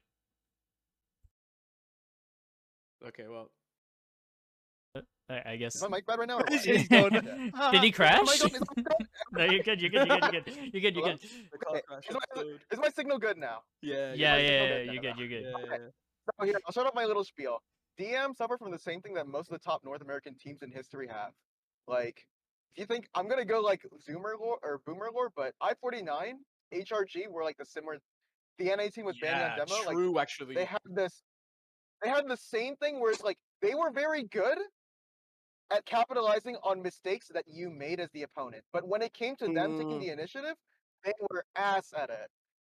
DM Yeah. suffered from that same symptom, and G6 suffered from it too, similarly in Denver, but not to the same degree as I-49 HRG and the DM that we saw at this LAN. So that's how I think of them right now.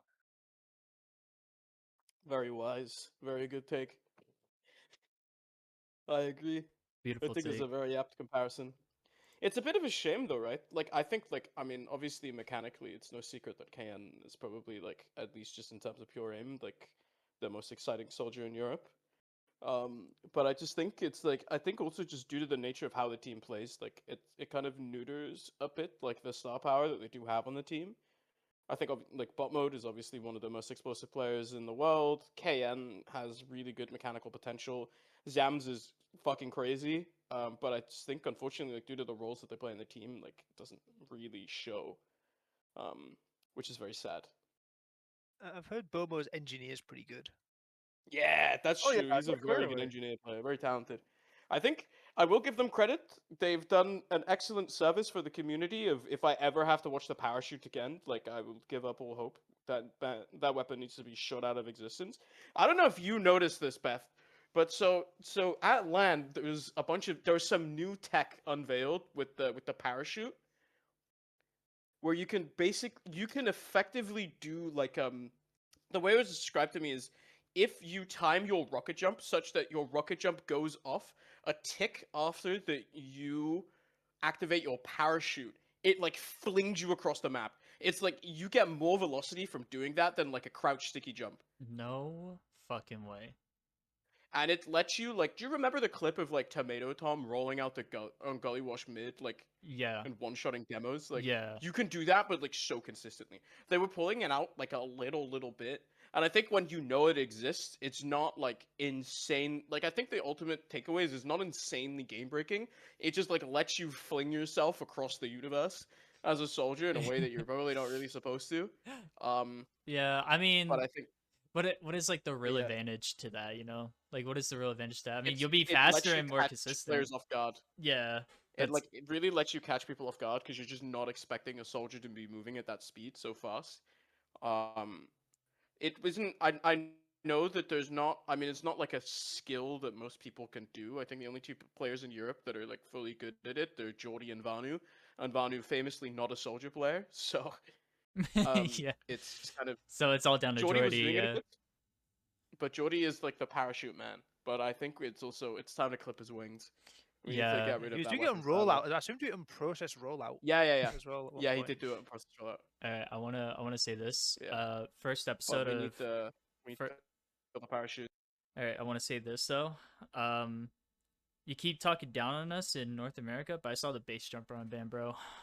I saw the base jumper. I'd still rather face the base jumper than the Italians. I'd still rather face. I'm the bringing back that Italians. quote from the first episode. The battalion, the lock and load, the detonator. Oh my god, Oh is that yeah, weapon okay. broken? But honestly, like for real though, like we We were unbanned it, talking- and we're like, it's one of these Oh, weapons, it's right? so I funny. think okay, we're gonna do the classic overtime podcast thing where we just talk about like things that are like actually interesting, and then we like derail into arguing about weapon unlocks again. No, we keep doing That's that. fine. We even do that Whatever. for No, the we did. overtime. Give me 2 minutes. Give me 2 minutes. Okay. Okay. Right. So the problem with the base jumper, right, is when it was unbanned, people thought, okay, this gives you a ton of great options for being aggressive with it. We saw like the first clip I ever saw of it was it Lucas who bombed into Granary last with the parachute and like Yeah. rained stickies down and killed the Yeah. bed, right? And people using it to sack, people using it on mid fights sometimes. It was cool. It was fast, it's explosive, you know. It was great. Yeah. and then it people devolved realised into when it, holding. people were like people played with it for a bit. And were like, wait, okay, it's good at that, but it's even better if you're defending your own last, either at full distance on Metalworks or on another map where it works well, like Granary, where you can just skybox yourself and just float down. We saw Pappy get that ridiculous clip. Yeah, where like Defending Metalworks where last with June it. was just like surfing in a circle and then still Yeah. get blasted.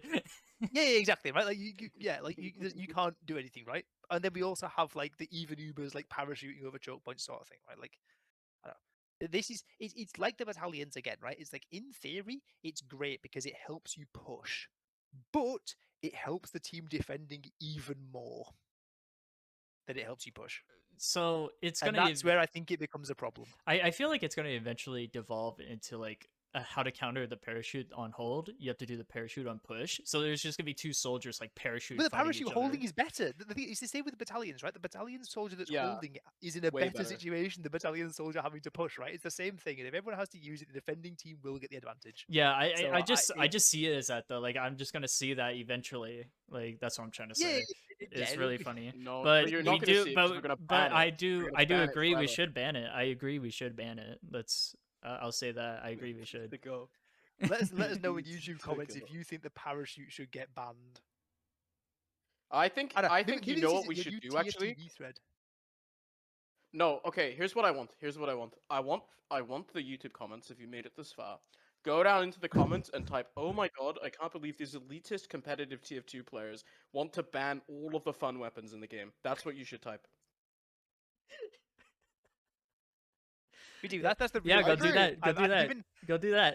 Go for Yeah, it. please. I've given you all the There's fake comments reason for so why it much, should get by the way. banned. Yeah. No, I've given you the fake reason. Yeah, that's the real reason. Like big weapon. Yeah. We want to just ban fun. We know. we hate weapons. Oh my god.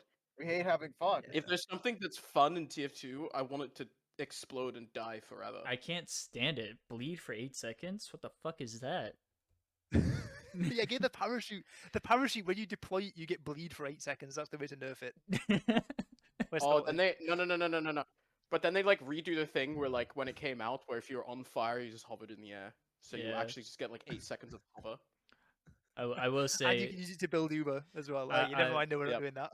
I will Yeah. have to say, we're on a 2-hour time limit, and it's already an hour and 46 because, I was just gonna say that like an update. Well- Unless you want to keep going, Well, actually, but I know Ben well, wants to yeah. leave at like the You should second hour finish mark. about the bands, right? Yeah, Are we still talking about the bands, or don't can I feel say the something parachute. else? you can say something. I, about the I, parachute. don't know. Anyway, I've said my piece in the parachute. You say your piece about the parachute. Okay. Oh, whatever else. Oh. Whatever else. Move Oh, on to if you want to move on to a new topic, do it. Okay. Yeah, go for I it. don't have anything to say about the parachute. I was gonna say something else. Oh, go Do for it. it. Go for it. Okay, so I was gonna talk about like production perspective, like just overall from the Mhm. event. I think when you look at how North American, well, actually, let me preface it by saying this first. This is the best lineup, I would say, in terms of like a production content and overall, like I guess like going around in terms of diversity in terms of talent to content for a land that I've ever seen. But then again, I don't know what content was like pre like pandemic, so that's all I'm gonna say. But like, it's clear that there's that I would say, maybe this is weird saying it as a burger, but EU content is better, EU production is better, EU content is better. Like in all facets of like running a LAN and the overall experience and the overall hierarchy, part of that maybe due to the fact that JMax runs it like a dictatorship, but I've never seen such a well-oiled LAN. I've never seen a LAN so well run and so well organized despite all the what is it, problems that we had in the Incidents. lead up to LAN. Yeah. Yeah, the Yeah. incidents. Because it's like you have this in Denver, we do have two producers, right? But they didn't have the same experience that JMax had under the tutelage of like what is it, Arch Rhythm, who was the former lead producer. But Yeah. at Poland, you could see like JMax would force you to have these call times, little bit of a pre-game or pre-day reps of like, this is what we have to do. This is the basic schedule that we're going to be trying to adhere to. Let's do this. This is your job. This is your job. Don't slack off. we didn't have that at Denver. Like it was more like the issue of we had too many cooks in the kitchen. There wasn't a clear, decisive, voice within the crew. But here at Poland, I felt like everyone had a defined role. We had a clear leader, that had the final say in most of the things that did come up during the LAN. And I think from a production perspective, this is the best LAN that I've worked at from a staff perspective. So that's why I say like EU is just better than NA at everything, because from what I've experienced at NA, it's just either it's like my way or the highway, which is RGL LAN. Sorry to throw it straight there.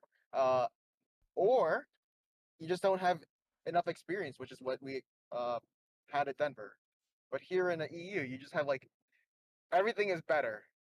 I mean, NA might feel differently about my statement, but you have to experience it to really know what I mean when I say like EU is better than NA at everything. No, So- I've had a few. I've talked to a few people that came back from LAN, like in their Twitch streams, and they would tell me like, "Oh, EU is so much better," because it felt like you can actually talk to people after the games happen instead of like in NA we have those 2 games, right? We have those 2 days we could chat with everyone, but like mostly they're playing their games, and then we go home.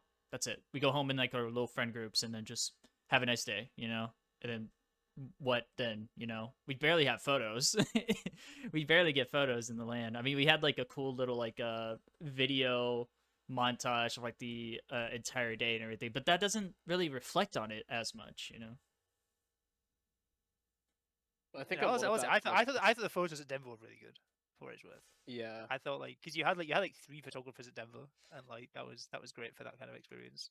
Thumbs up for me. I think so much of Europe just it exists because of JMax's whim, to be honest. Like Yeah, if Jared disappeared, it's a whole new planet.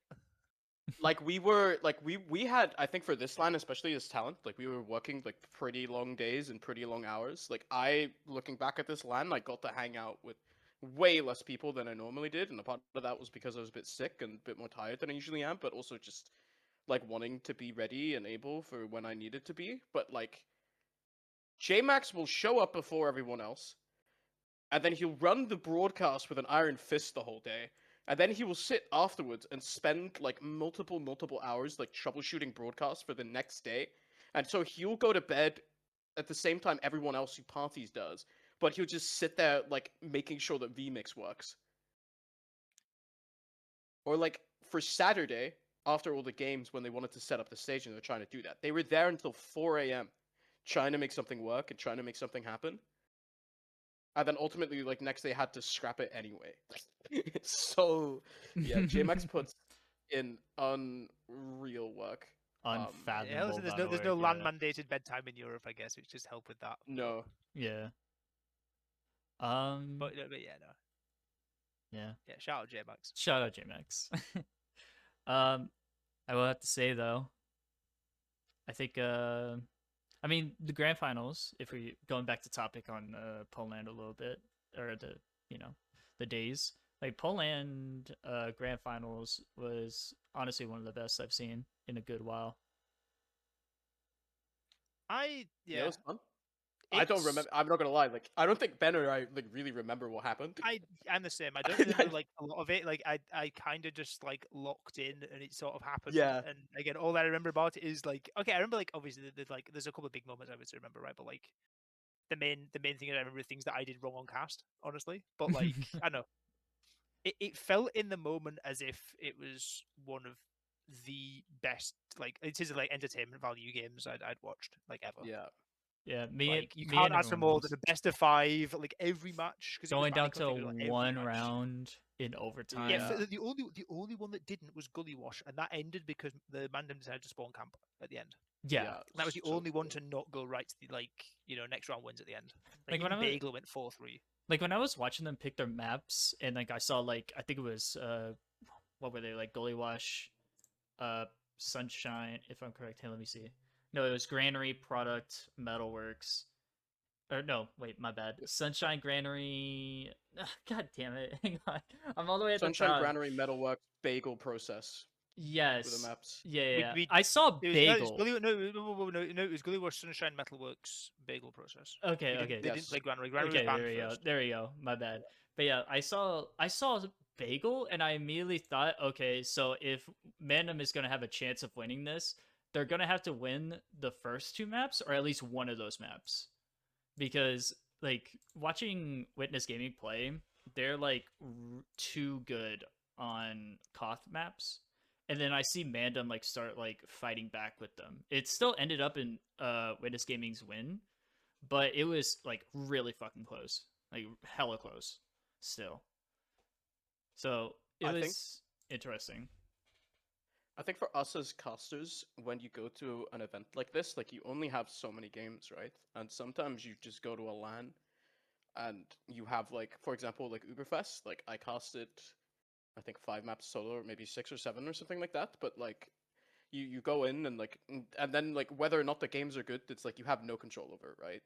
And then it's you have like you have to adopt the mindset of like even if the game isn't good, like how you exist to make the experience good and interesting for the viewers. But then in a game like this, your life becomes so much easier, and like these games happen so rarely that you kind of just have to like fully give yourself over to the experience, um, and like just take it for what it is. I think it's such a weird thing because like I think at this point I've done a few big like finals and stuff, right? But you always look and you're like, okay, like what? You always look at these finals and you're like, this could have been better if like the game was different, right? But like this time, I think we're just kind of there are very few moments in casting where you actually get given like the big game, and it's about like really being ready for that, and it was very fulfilling and satisfying. Like Ben and I have been demo reviewing casting together for like since the start of the year, basically, right? Like, Yeah. or maybe even I before mean, that. I think it was pretty much as we found out we were going to be casting Uberverse. Yeah, Ed so Poland, last sorry. year sometime, I think actually it was after Uberfest, basically, almost immediately. Yeah, we, basically when we found out like about like we'd be doing it together at Poland. Yeah. But yeah, like, Like we've December, we've kinda. put effort in that sense. I kind of want to And, like- I want to give a little side And then tangent the about that storylines really as well quick, of too. like of getting like the Mandem like choker storyline, and they almost like get reverse swept and bring it back in the end. Witness like trying to be the only European team ever to win 2 international lands in a row, and almost clawing back. I was talking to Sil after the game, and he was like, yeah, we're a bit sad that we lost, but also no one can take away what we did here. And I think he told me that like, and I think I agree with him. He doesn't think that any other team in the world could have come back from those first 2 maps in the way that Witness did. Like over the course of that series, they were down match point like 4 or 5 times, and they sort of crawled back from almost every single one of them. And that's something that's very tricky to. Yeah. It's 3-2 down on Bagel as well. That's where I thought it was Yeah. done. Because like Bagel is like Yeah. historically not a great map as well. Like, I mean, it's not obviously they're good at it, but it's a map that we've seen them get beaten on in the past, which you obviously can't say about for many of them. But like, I think like they locked in. But yeah, no, from like a casting perspective, like I don't know, I actually like in my wildest dreams could not have dreamt up a better grand final. Like in terms of just pure like entertainment value in terms of like the game that's on the screen. I agree. So Speaking will of say- that, wait, Wandom. Before that, Yeah. speaking of that, did you like casting on the progressive rule set? Because you've been a I think- huge proponent. For playoffs, Against it, for so. playoffs, it's so fine. Like I think for playoffs, it makes so much sense. I think it specifically works very well for LAN playoff games. Is when I would Okay. use the rule. That's how I feel about it too. Because you think of those games like what they would have been if we were on EU config, and they would have been a lot less interesting. I think. yes, Yeah. But most I of the time, agree. I'm not gonna lie. Like 30 minutes go by, like wrap it up. Like I'm done. You know. But like specifically for those very high intense games, it works very well. Yeah. I agree. It was a really awesome match to watch, if anything. I will It say was so one much fun. final little story from me is Mhm. map 3 in Metalworks when it was already in overtime. I think about like it was the eternal like terrifying thing that happens to you as a caster sometimes, where you're like 5-6 minutes into a map and then you realize, oh fuck, I really have to go to the bathroom. and then you just have to sit there through all of that game. And then it was like, and then I was thinking like, okay, like whatever. I was cheering for Witness, not because like I wanted them to win or anything, but because if they won the game, that meant that I would get to go to the bathroom so much faster. If they lost and Mandem won 3-0, we'd have to do the whole spiel that we did after they win, where we take them downstage and stuff, and Bennett and I have to stay on for another 4 or 5 minutes.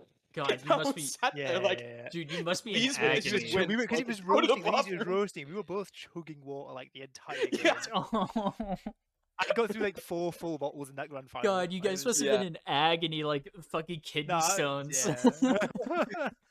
It No, was yeah. it was a bit crazy, yeah. But no, Witness came back. Everything was good. It was all fine. It's all But, good. It's Yeah. fun. No, it was good. I will say this is, for me at least, like I know for sure I am not going to apply to cast Uberfest now. I think I need at least one LAN off casting. Yeah. I need to just like I was saying like we went right before, like we didn't have much time to hang out. Obviously, like once we found out we were getting the grand final, I wanted to like make sure I was as locked in as I could be for the final. And it Yeah. meant, early bedtimes, that sort of thing. And a lot of like my like online friends were there, and I'm a bit sad I didn't get to hang out with them too much. Obviously, like trade that any day for that grand final, but like it's I don't know, next line I wanna like just have a bit more of a chill experience. So I know. Me, I'm not gonna do that. I'm not gonna do the Chris thing. I'm not gonna say I'm gonna retire and quit. I'm not gonna say that. I just say I've made that mistake before. Don't do it, man. yeah, no, at least one LAN I'm gonna have off, Yeah. and then and then maybe we'll see how it goes. We'll see how it goes. If I suddenly become prem and decide to play, maybe I'll play. Yeah. Now But, I but, got. I am will I am say currently nothing like I about will say Africa. I am currently being like spammed to join this scrim. By the way, it's been like 2 hours. Okay, This scrim okay, was about 8 minutes Okay, ago. I'm just last plodding along. last thing, last thing. You last can carry thing. if you want to carry on. If you want to carry on, you can. I'll just bait now because I think I've said the things I wanted to say at this No, point. no, we can't have you. Or just- Please Just bait. play without comms. Please. Playing the screen without comms. Easy. Easy. No, just bait. Just bait, bro. Because we need you for one final thing. What's the one final thing? Ben. Oh yes, you I know do it. remember. Yes, I do know. Do it, you yes. I remember will- January 16th of 2026 on Uberfest? 2026. I do remember what I said. This was, by the way, this was before the Australians baited. It was before Froyo baited. It was before Four Fans baited. I said that Good if Mandem excuse. win LAN, I'd eat a boot. Mhm. And excited for this. unfortunately for me, they did win LAN because they Yum. played like the Mandem team as of that time probably didn't win LAN, but they'd been in like the like anime training arc, right? And Yeah. they came out of it and 6 new people, and they played insanely well. So credit to them. I will at some point eat the boot. I've been home for a couple of days. I'm gonna find out a way to do it. I will post Doc it somewhere when it Martens, happens. very good for digestion. Okay, this episode is not okay. I'm gonna put this episode in chokehold now. If this episode won't be released until Ben eats a boot, and then I'm gonna put it on stream. Okay. This is why we have the same profile pictures right now. This is why we are clones of Ben right Everyone now. We're trying to get him like, to eat the messages boot. on Discord. I get messages on Discord and I don't know who it is because everyone has the same bloody profile picture. It's that picture of my face. I did it entirely to myself, and I do slightly hate Mandem for it, but I'm also very happy that they won. so. Dude, even people that I know that are in my friend group that don't care about competitive TF2 knows about this story because I told them about this story. But I thought it was like such like a random like thing, like yeah, like oh good. Anyway, right. I actually need to go now. 'Cause Okay. they are streaming at me. But feel free to carry on. I will eat the boot. It will happen. Thank you, Alright, everyone. It's thank been great. you. That was amazing. Goodbye. Show it on screen right now. I mean, what else is there to mention? I love. Well, I love America. I was gonna say I think this is the last time we see Witness EU. That's it. That's all I had to say. I think so too. Yeah. I think they're done. I don't think. We'll have to see what happens in Europe. I think we're gonna have like a bit of the nuclear winter that we normally have after a LAN, where everyone's kind of over it. I think like talking to a lot of teams as well, like a lot of teams were really tryharding before this LAN, so they all kind of need a bit of a break. I actually have no clue what the schedule even is for EU. I don't think it's been announced. But but I think a lot of people are going a bit into hibernation. I think I'm probably going to do something similar. I can feel like Ben was talking about, like wanting to move over and do something else. Yeah, we'll see. I will. I'm taking a break. I have a bachelor's thesis to write. I have, I would like a degree. So Not much respect to that, probably won't be honestly. seeing me that much. Allegedly, I was supposed to play World of Warcraft, but my computer's dead, so I can't play that anymore. So it's very sad. Ooh, But, that's why I haven't heard your yeah. keyboard, have I? No, I've been playing Hearthstone, guys. Aggro Demon Hunter, very fun deck. Let me There's know what always you that think in the saying comments. about there's always that saying where it's like, everyone thought Denver was going to be the last land, and now everyone's going to think Poland's going to be the last land. Well, That's it's how weird how Tiffin works, Tiffy right? manages to live. You dangle another land in front of people, they start showing up again, right? Obviously, I think there's an idea that there's going to be a land in Poland sometime after the summer. More than that, to be honest, I don't even know. Yeah, I couldn't I even think it's like just a Highlander pretend it land, if I yeah. tried because I have no idea. But maybe CUF. We'll have to wait and see. Yeah, how everything goes. Yeah, we But still I got think that. We there's, still got that Philly land coming up pretty soon and everything. And Oh, then There's there's a also rumor the regarding that one. yeah. No, it's confirmed. RGL. No, there's a rumor regarding who's playing at that land. Oh yeah, Ooh. I don't know about that yet. We'll have to see eventually. In the next upcoming episode, which is probably going to be season 20, we're gonna be talking about that with a bunch of Teams are going to invite play a players. mixed team on that land, which is weird. That's the rumor right now. That's the rumor right now. Oh What is the shit! rumor? Sorry? The Australians and Europeans are going to make a mixed team for that land. What the Huh, fuck? interesting. When is this happening? July 27th July. Oh, yeah. or no, July well, 24th. Good luck. I wish them the best. I wish them the best Because too. right now, I think, from what I understood, the Australians didn't want to go to Poland originally is because they didn't want to play without Enrith, which is weird. Like, why would you tell the organizers you're planning to go if you change the config and then not go because your only good demo man in the scene is not going? But whatever. But now they're I trying to will go to see. Philly without him, and yeah, that's the rumor. You need I that mean, multi experience. FC lands. I think it's very clear that like this is how the game stays alive. So we keep coming and celebrating the lands. I think they're fun. They're very good. I hope people keep going. They're That's why very we fun. need to pump out these episodes before LAN happens, before the seasons happens, to make them more exciting. Yeah, land is good. LAN I is think. good. LAN is good. And then there's also the I Highlander definitely would land that's not coming be here. up. Wait, what? Would not be here still without LAN. So True. But yeah, and then there's that EU or like EU Highlander land that's probably gonna be coming up soon. That's gonna be exciting. Might have to hit up some Highlander players for that. But I think that's it. I think that's the episode. Well, actually, before we end, can I at least give one shout out to one person we didn't mention all episode? Yeah, go for it. yeah. Okay, thank you. I'd like to give a my huge thanks and shout out to Mr. Supra. The we Ooh, talk yeah. about people who work behind the scenes. We sing the praises of JMax, but it's like Poland has been running for I think maybe 3 to 4 years now, solely due to the basis of him. And he doesn't even play the game anymore. He's more like just a cultivator of keeping the LAN up because it's a thing that keeps the community together within Europe. And we've been starved of a consistent European LAN since the death of iSeries, which have also just announced their cancellation of I-74. But Supra Good. is probably the only reason we are here today. Had it not been for had we not talked about JMax, it would have been him Yeah. and Supra. Yeah. That's pretty hype, honestly.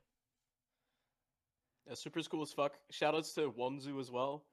Does a lot of like the actual tech work and helps actually set up machines and stuff. He lives in Łódź, so there's a lot of stuff that he does sort of behind the scenes. He was like day one running around to tech stores buying cables and stuff that we didn't have.